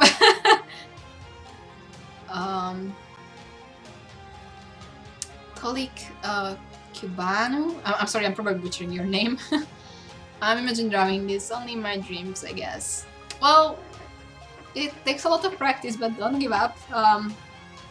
It took me several years to get on this level, and there's still so much room to improve, so... Reaper of Crows. Ayumi is Orange Ranger because he has orange hair. Yeah, I mean, that could be cool as well. Stormwave, yellow, blue, and white are unisex colors. That's good to know. I love anime and VG too. There is a female Red Ranger already in Shinkenger. Okay, so I guess Ayumi is not fair, but still she could be red. I mean, she's...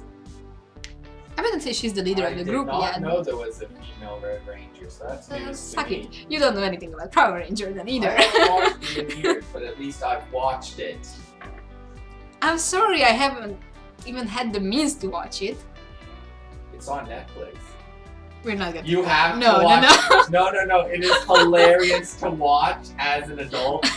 I tried to watch that series again. It was just too funny. Everything they said was just ridiculous. So I guess I will watch some Power Rangers after this. No, because I have the meetings. But maybe after that, I might watch some Power Rangers for you guys. Stormy, Reggie could be the Blue Ranger. I mean, the guy has freaking water, so yeah. I mean, yeah. But at the same time, black is kind of like if I think of colors, I would think of black when I think of Reggie. Actually, the original Black Ranger, his Zord could freeze things. So technically, he might be more of a Black Ranger. If you, again, I can mostly only go off original series here, but yeah, but we're not going into spoilers here, right? He's already used ice, hasn't he? No. So, spoilers. You did the comic. No. You did the Christmas comic. He was making snow. But that's not ice. I'm And that wasn't the Canadian. I know what ice is. That was a spin-off chapter to begin with. That's not canon. Okay, sorry. The Reaper of Crows. Why are so many Power Rangers fans in these live streams? I know, right? Like, I'm probably gonna go with some Power Rangers in title for this live stream. Stormwave, because we're overgrown kids. I mean, we draw cartoons for a living. Yeah, but yeah. Savage Bears, I bet it has so many levels of cringe. Oh, it probably does. Yeah. Now I'm really tempted to watch some Power Rangers. Grandma says hello, hello. Stormwave, you have no idea. When I was little, it was so cool, and when I watched it when I grew up, it made my eyes bleed. Oh, good lord, that sounds fantastic. So I'm in trouble with the colors here because I have no idea what I want those to look like. Like in this one I have it's green. So maybe I could go with green. I don't want too many colors, so maybe I'm gonna go with green. And let me see. I could add some red. Okay, so I'm just gonna create a new layer. Pick a bigger brush and we'll see which one works.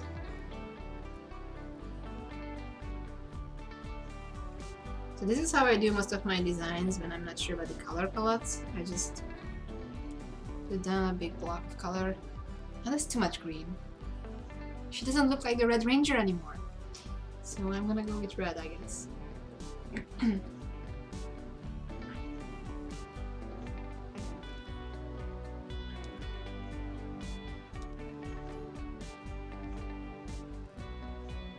Yeah, still not sure. Red or green, guys? Which one? Red or green? Or any other color? Help me. Meantime, I'm gonna catch up with the comments. The Reaper of Crows. Early American Power Rangers is kinda cringy. Stormwave. Power Rangers Saigami. Ask Peter what he thinks of that. As a child, it's a fantastic show. But no, as an adult, I remember starting it up on Netflix and genuinely curious what was gonna happen, and then I don't even think I made it a minute before I was laughing like hysterically. So yeah. So yeah. There's so much to unpack. Alrighty. The Reaper of Crows. No, I'm sorry. American Power Rangers in general is pretty dumb. Stormwave. Time Force wasn't that bad. Chain animation. I've got to go with that. The only Hungarian word I know. Oh, but still in edit, so bye-bye. Grandma do it red. Zemi9, at least none of you were trapped in Britain having only the BBC to watch. Oh, that sounds bad. I mean, I know what it's like when you only have one TV channel. When I was a kid, we only had one TV channel, so... And it didn't have Power Rangers, let me tell you that. Grandma says red, Stormwave, lol, red, Rising red, Reaper of Crows, go with red. So, thank you. We're going with red then. Fitting for the Red Ranger. Okay.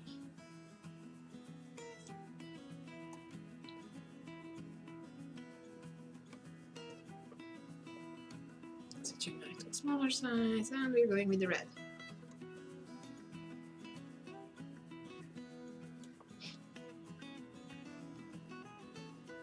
I really think that putting together color palettes for the characters or coming up with color design is like my weakest thing ever.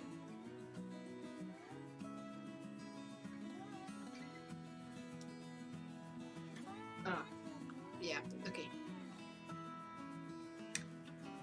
So it's kind of interesting with this set of brush because it doesn't really work like normal brushes because it's not completely opaque. And it's easy to forget about that.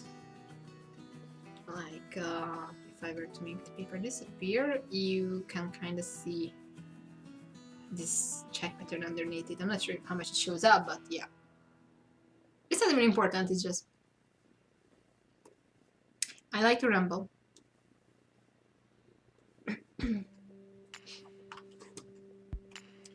Stormwave, the next season will be called Power Rangers Saigami. Ayumi has the red Saigami morpher?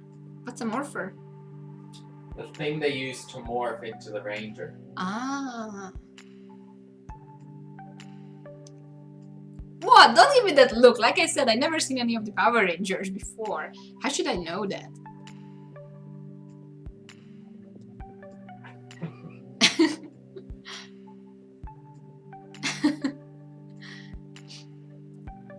Semi-9 and they battle giant narwhals. Stormreap. Oh, what would be the morphing phrase? What would the morphing phrase be? So they have like phrases for the transformation? Yeah. So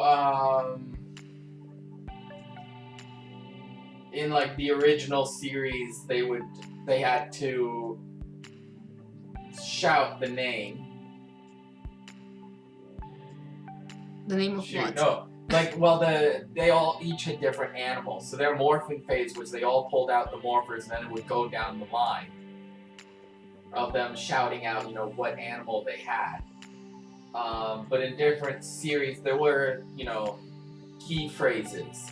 Not anything long or convoluted, if I remember right, but I can't think of any good examples because it's been so long. But in the original series, I remember it just being a short thing. But yeah, there are usually things where it's, you know, Mystic Force activate or whatever, right? Yeah. Okay. Or you know, morphing grid on or some little phrase. Okay. That was more of a catchphrase. It's morphin' time. And that had to be removed because it sounded a lot like a drug. Oh yeah, morphine. Yeah. Yeah. So yeah. Okay. So now I learned that as well. Ricardo Duran, hello. I guess I made it on time. How is it going, everyone? Oh well, hello, Ricky. We're Power Rangering hard right now, so since you weren't here before, I have to let you know that Ayumi now is the Red Power Ranger. And right now we are trying to come up with her morphine phrase. So yeah, have fun. The Reaper of Crows. Do people ever give you weird suggestions for your story? Like something against your vision? Oh my god, yes. The most common thing, of course, is the hey, you should draw me as your character and I could do this and I could do that. And like, it will never happen.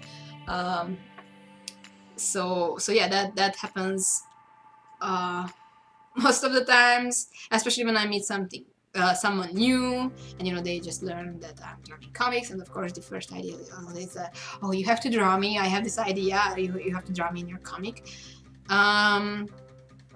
But yeah, apart from that,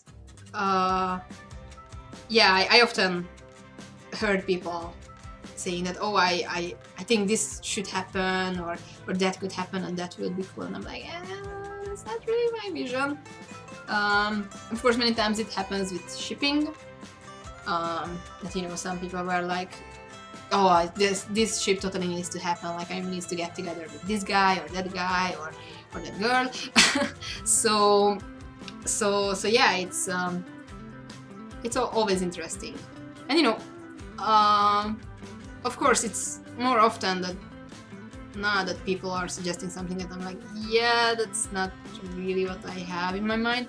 But sometimes it's kind of funny when people just suggest something and I'm like, now I'm gonna make a poker face because that's exactly what I have in mind. So yeah, it can be funny sometimes.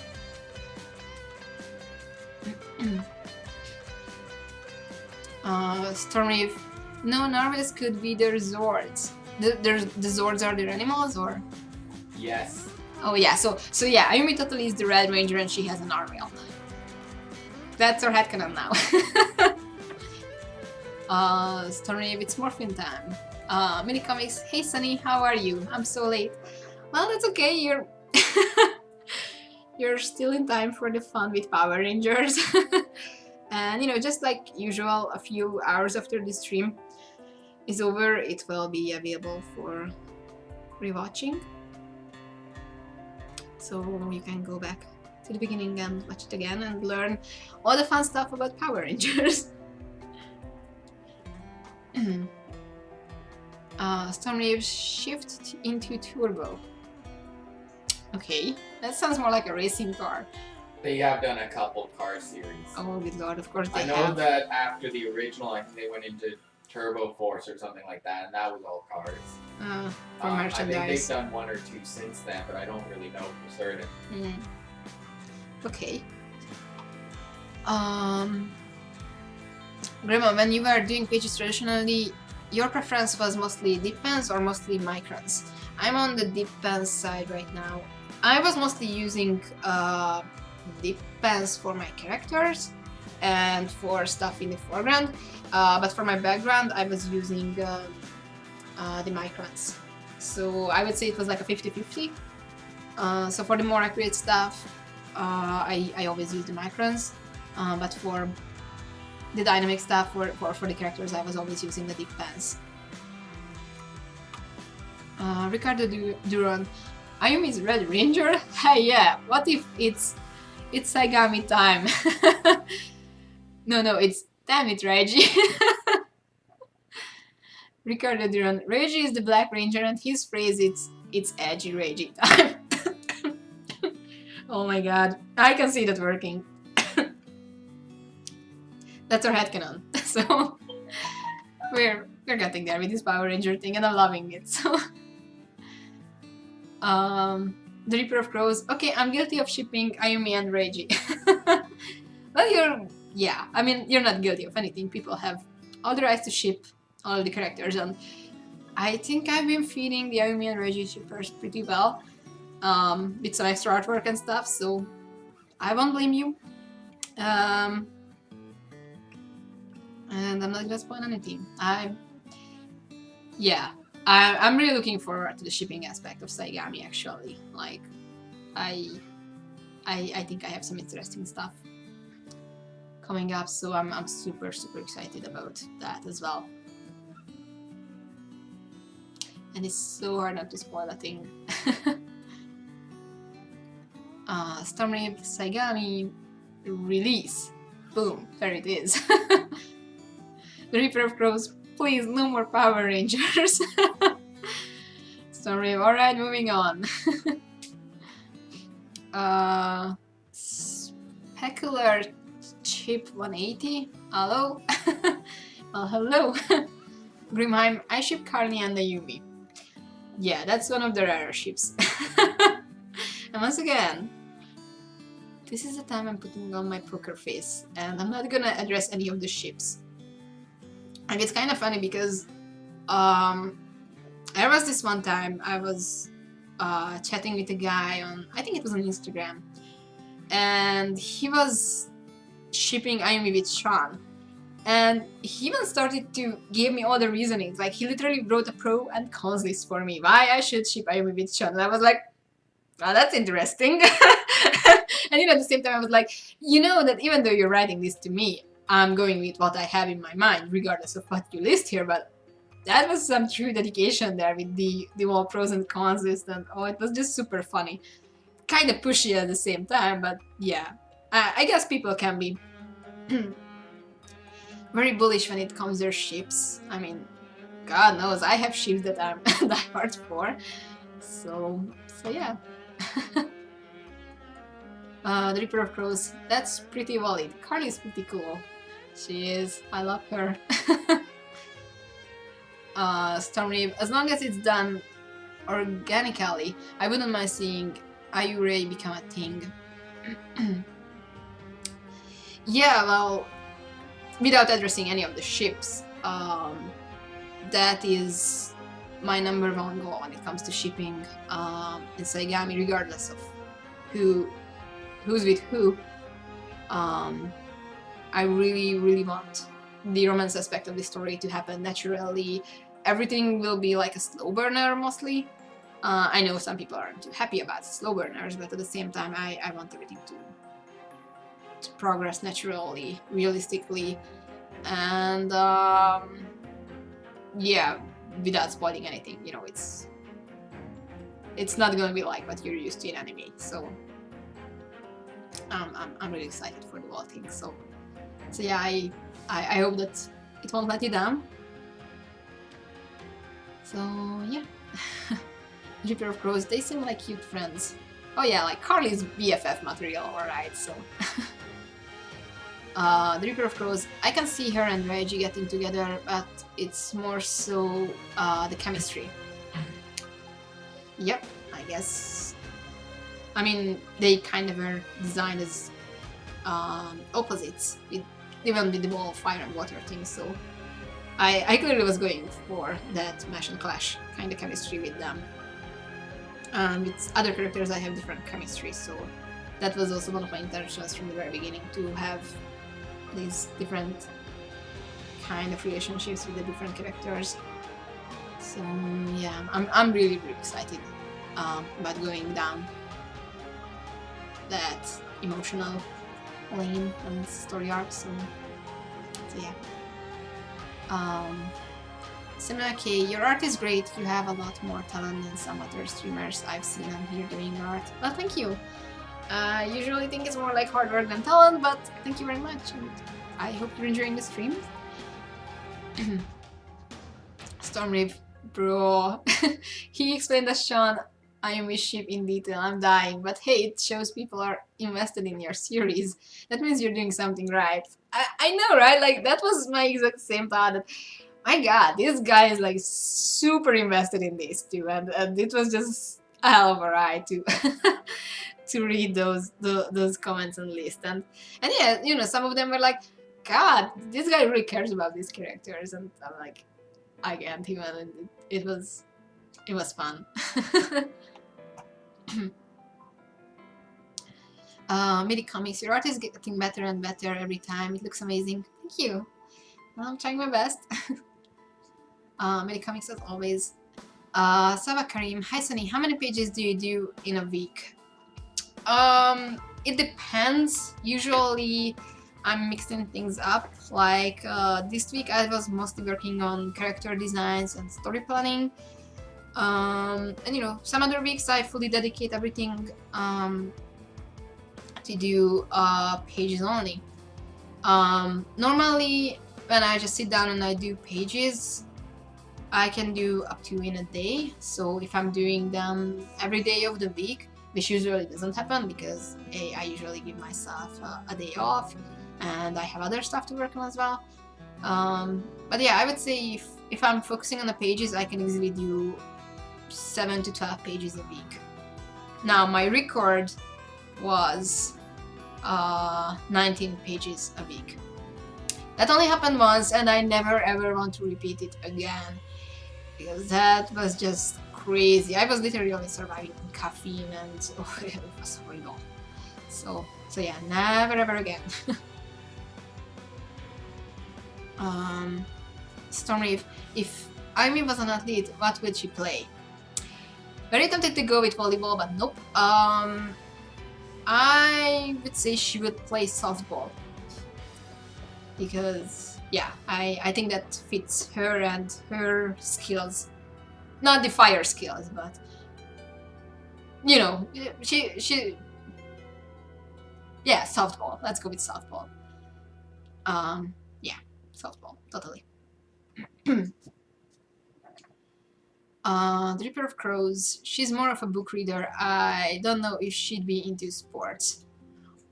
Well, you know, the two doesn't shut out each other. I mean, yeah, she's more of a bookworm, of course. Yeah. But if she were to play sports, it will be softball. And she might or might not have played sports in school. Just saying. This is actually something I might or might not explore in the story, and I'm not saying might or might not just to tease things. There's this fragment of story in my mind that either might make it into the books or it might not, because there are certain things that I have in my mind as headcanons about the characters and about the story, and some of them I just cut because I'm like, this is not the right time to tell this part of the story. This is not even that important, or you know, sometimes you have to cut your ideas. But yeah, actually, I have a fragment of story that I probably will cut. But based on that fragment of the story, Ayumi did play some sports in school, and that would be softball. So yeah, despite she loves reading books, so yeah. Story, it's true. I'm more stressed because a certain streamer here is a fan of a certain sport manga. Lol. I don't know what you're talking about. Yeah, I'm a huge fan of volleyball. I mean, you know, there's Haikyuu, sure. Haikyuu is like my favorite manga, but apart from that, I'm a diehard fan of volleyball as well. Like, I really like the sport itself on so many levels. But yeah, I'm not gonna give it to Ayumi. And it's just, yeah, I'm just gonna shut up now. So yeah, she's thoughtful. Zave's illustration. How many pages can you execute in a day? Like I said, it's usually 1 or 2. It depends on how much other stuff I have on my plate. Like, you know, usually I also have meetings and other things to take care of. But 1 I can do, and if I'm pushing it hard, I can do 2. Stormleaf 7 to 12, that ain't bad. Yeah, but that's like more fun and extreme. Like, that's only happening when I'm fully dedicating my drawing time to pages. Because, you know, like I said, I have other things, you know, I often work on commissions, on other artworks for promotion. I also do stuff for Patreon, videos, you name it. So I have a lot of things to juggle around. So it's kind of rare that I'm just sitting down for a whole week and I'm just gonna draw pages all the days. So yeah, of course, it will happen now because I will have a lot of pages to draw. Like, so many pages. And yeah, it will be super exciting. I'm really looking forward to it because it's been quite a while since I worked on pages. Like I said, in the last time I was mostly working on character designs and character artworks. So yeah. Safe illustrations, because I still find it hard to finish up an entire page fully intoned and letter. Any advice on how to pick up the pace and work faster? Well, I know you don't really want to hear this, but practice. That's really how you can get faster. Also, sometimes breaking up your different work process, this can help. Like, what I usually do is one day I only focus on sketching, the other day I only focus on inking, the other day I only focus on screen toning. So instead of just focusing on a single page, I like to bring in 2, 3, 4 pages and just work on those. I think it's helped me to be faster because when you have a single page and you want to finish that single page, it's so much easier to get lost in the details. And you know, it's like you have that page that, oh yeah, I don't need to sketch, now I'm inking, but I could improve this, I could improve that. But when you have several pages in front of you waiting in line, then you know that, yeah, I still need to do this. Sorry, I need to do that. So it helped me to work faster and not to get lost in the details. So yeah, that is the best I can advise with pages. Stormleaf, music. Oh yeah, so yeah, good music can really help. And of course, you know, shutting down the internet, not being bothered by social media and things like that can really help. You know, you want to stay in the zone, so make your thing as easy as it can get. Storming, listen to the Chuck album by Sum 41. That's my go-to. That's a good album. Excuse me. My throat is getting me kind of. Yeah, I listen to many kind of musics. But yeah, I have several songs from Sum 41 in my playlist as well. Storming, what's any suggested? Mini comics, I feel simplifying the pages helps a lot. They cut some unnecessary details. Yeah, that's a really good advice there as well. Like I said earlier, you don't necessarily need to chase perfection. Sometimes the less is more, especially when you're battling against the clock, then yeah, that really can help you. Ricardo, different unnecessary details, looks at pages. Yep. I'm looking at you, Ricky, right now. You have too many of those, and they look gorgeous, don't get me wrong. I absolutely love your backgrounds, but yeah. Guys, if you don't know, Ricky is doing Atlas article for Saturday AM. He debuted last summer of manga, and he has some crazy stuff for his background. Like, you know, when you think of a magical library, yeah, that's the thing, and it's just absolutely gorgeous. Yeah, talking about too many details, and of course, if we're talking about Summer of Manga or new creators, Dave Illustrations is also making his debut with a series in Saturday AM. In issue 115, we will have a brand new series called Orishas, which is Dave's first series after his first entrance in Summer of Manga, which will be our very first African-led, African-based story. And oh god, lord, I'm so excited to read it. So yeah, we have some super exciting stuff coming in Saturday AM. So stay tuned and please look forward to read more from these two. And I really can't English and talk anymore.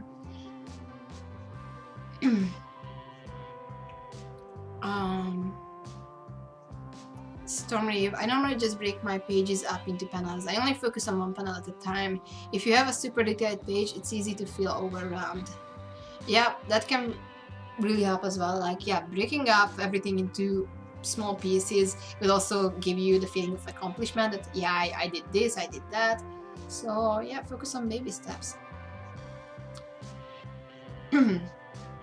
Also, it's almost 6 p.m. so that means we've been doing this for almost 3 hours now, and I'm literally losing my voice here, and I feel kind of like dying right now, so maybe it's a good time to wrap this up.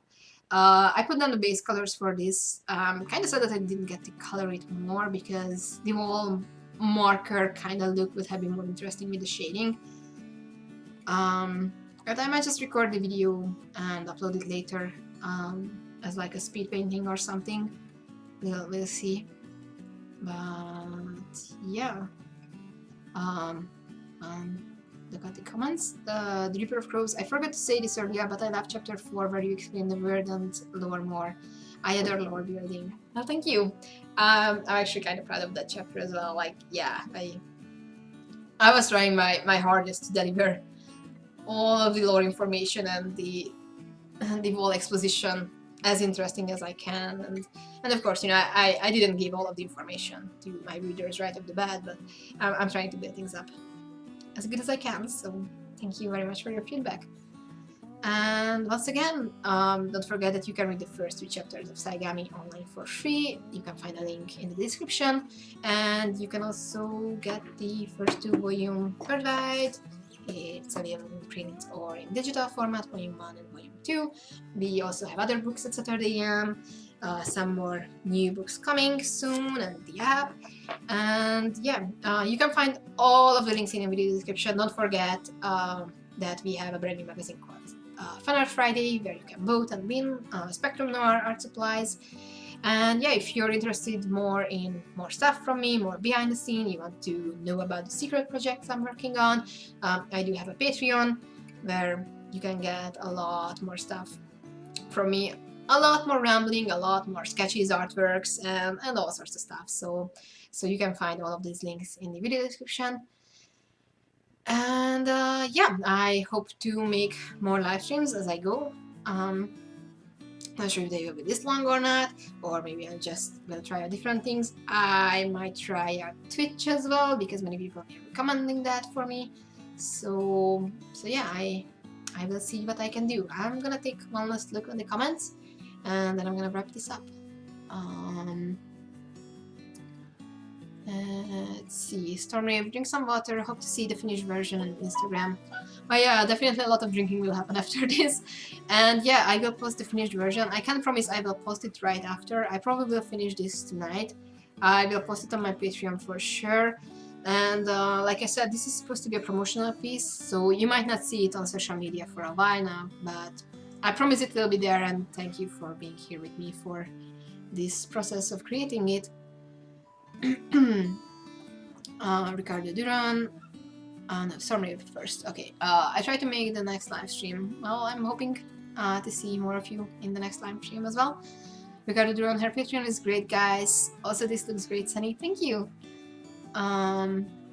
Reaper Crows. Oh yeah, this piece is pretty sweet. And everyone is saying hi. I mean byes now, I really can't English anymore. So once again, thank you very much for joining me for the first stream of the new year. And I have many exciting stuff coming. You can find all the links below, and you know all of the drills. So yeah, thank you very much for joining me, guys. And I see you soon in my next video or next live stream. I don't know which will happen first. Probably a video, but it might be a live stream. I don't know. And I just keep on rambling, so I'm just gonna kill this stream right now. So have a nice evening, nice day, good morning, whatever, wherever you are. Bye bye.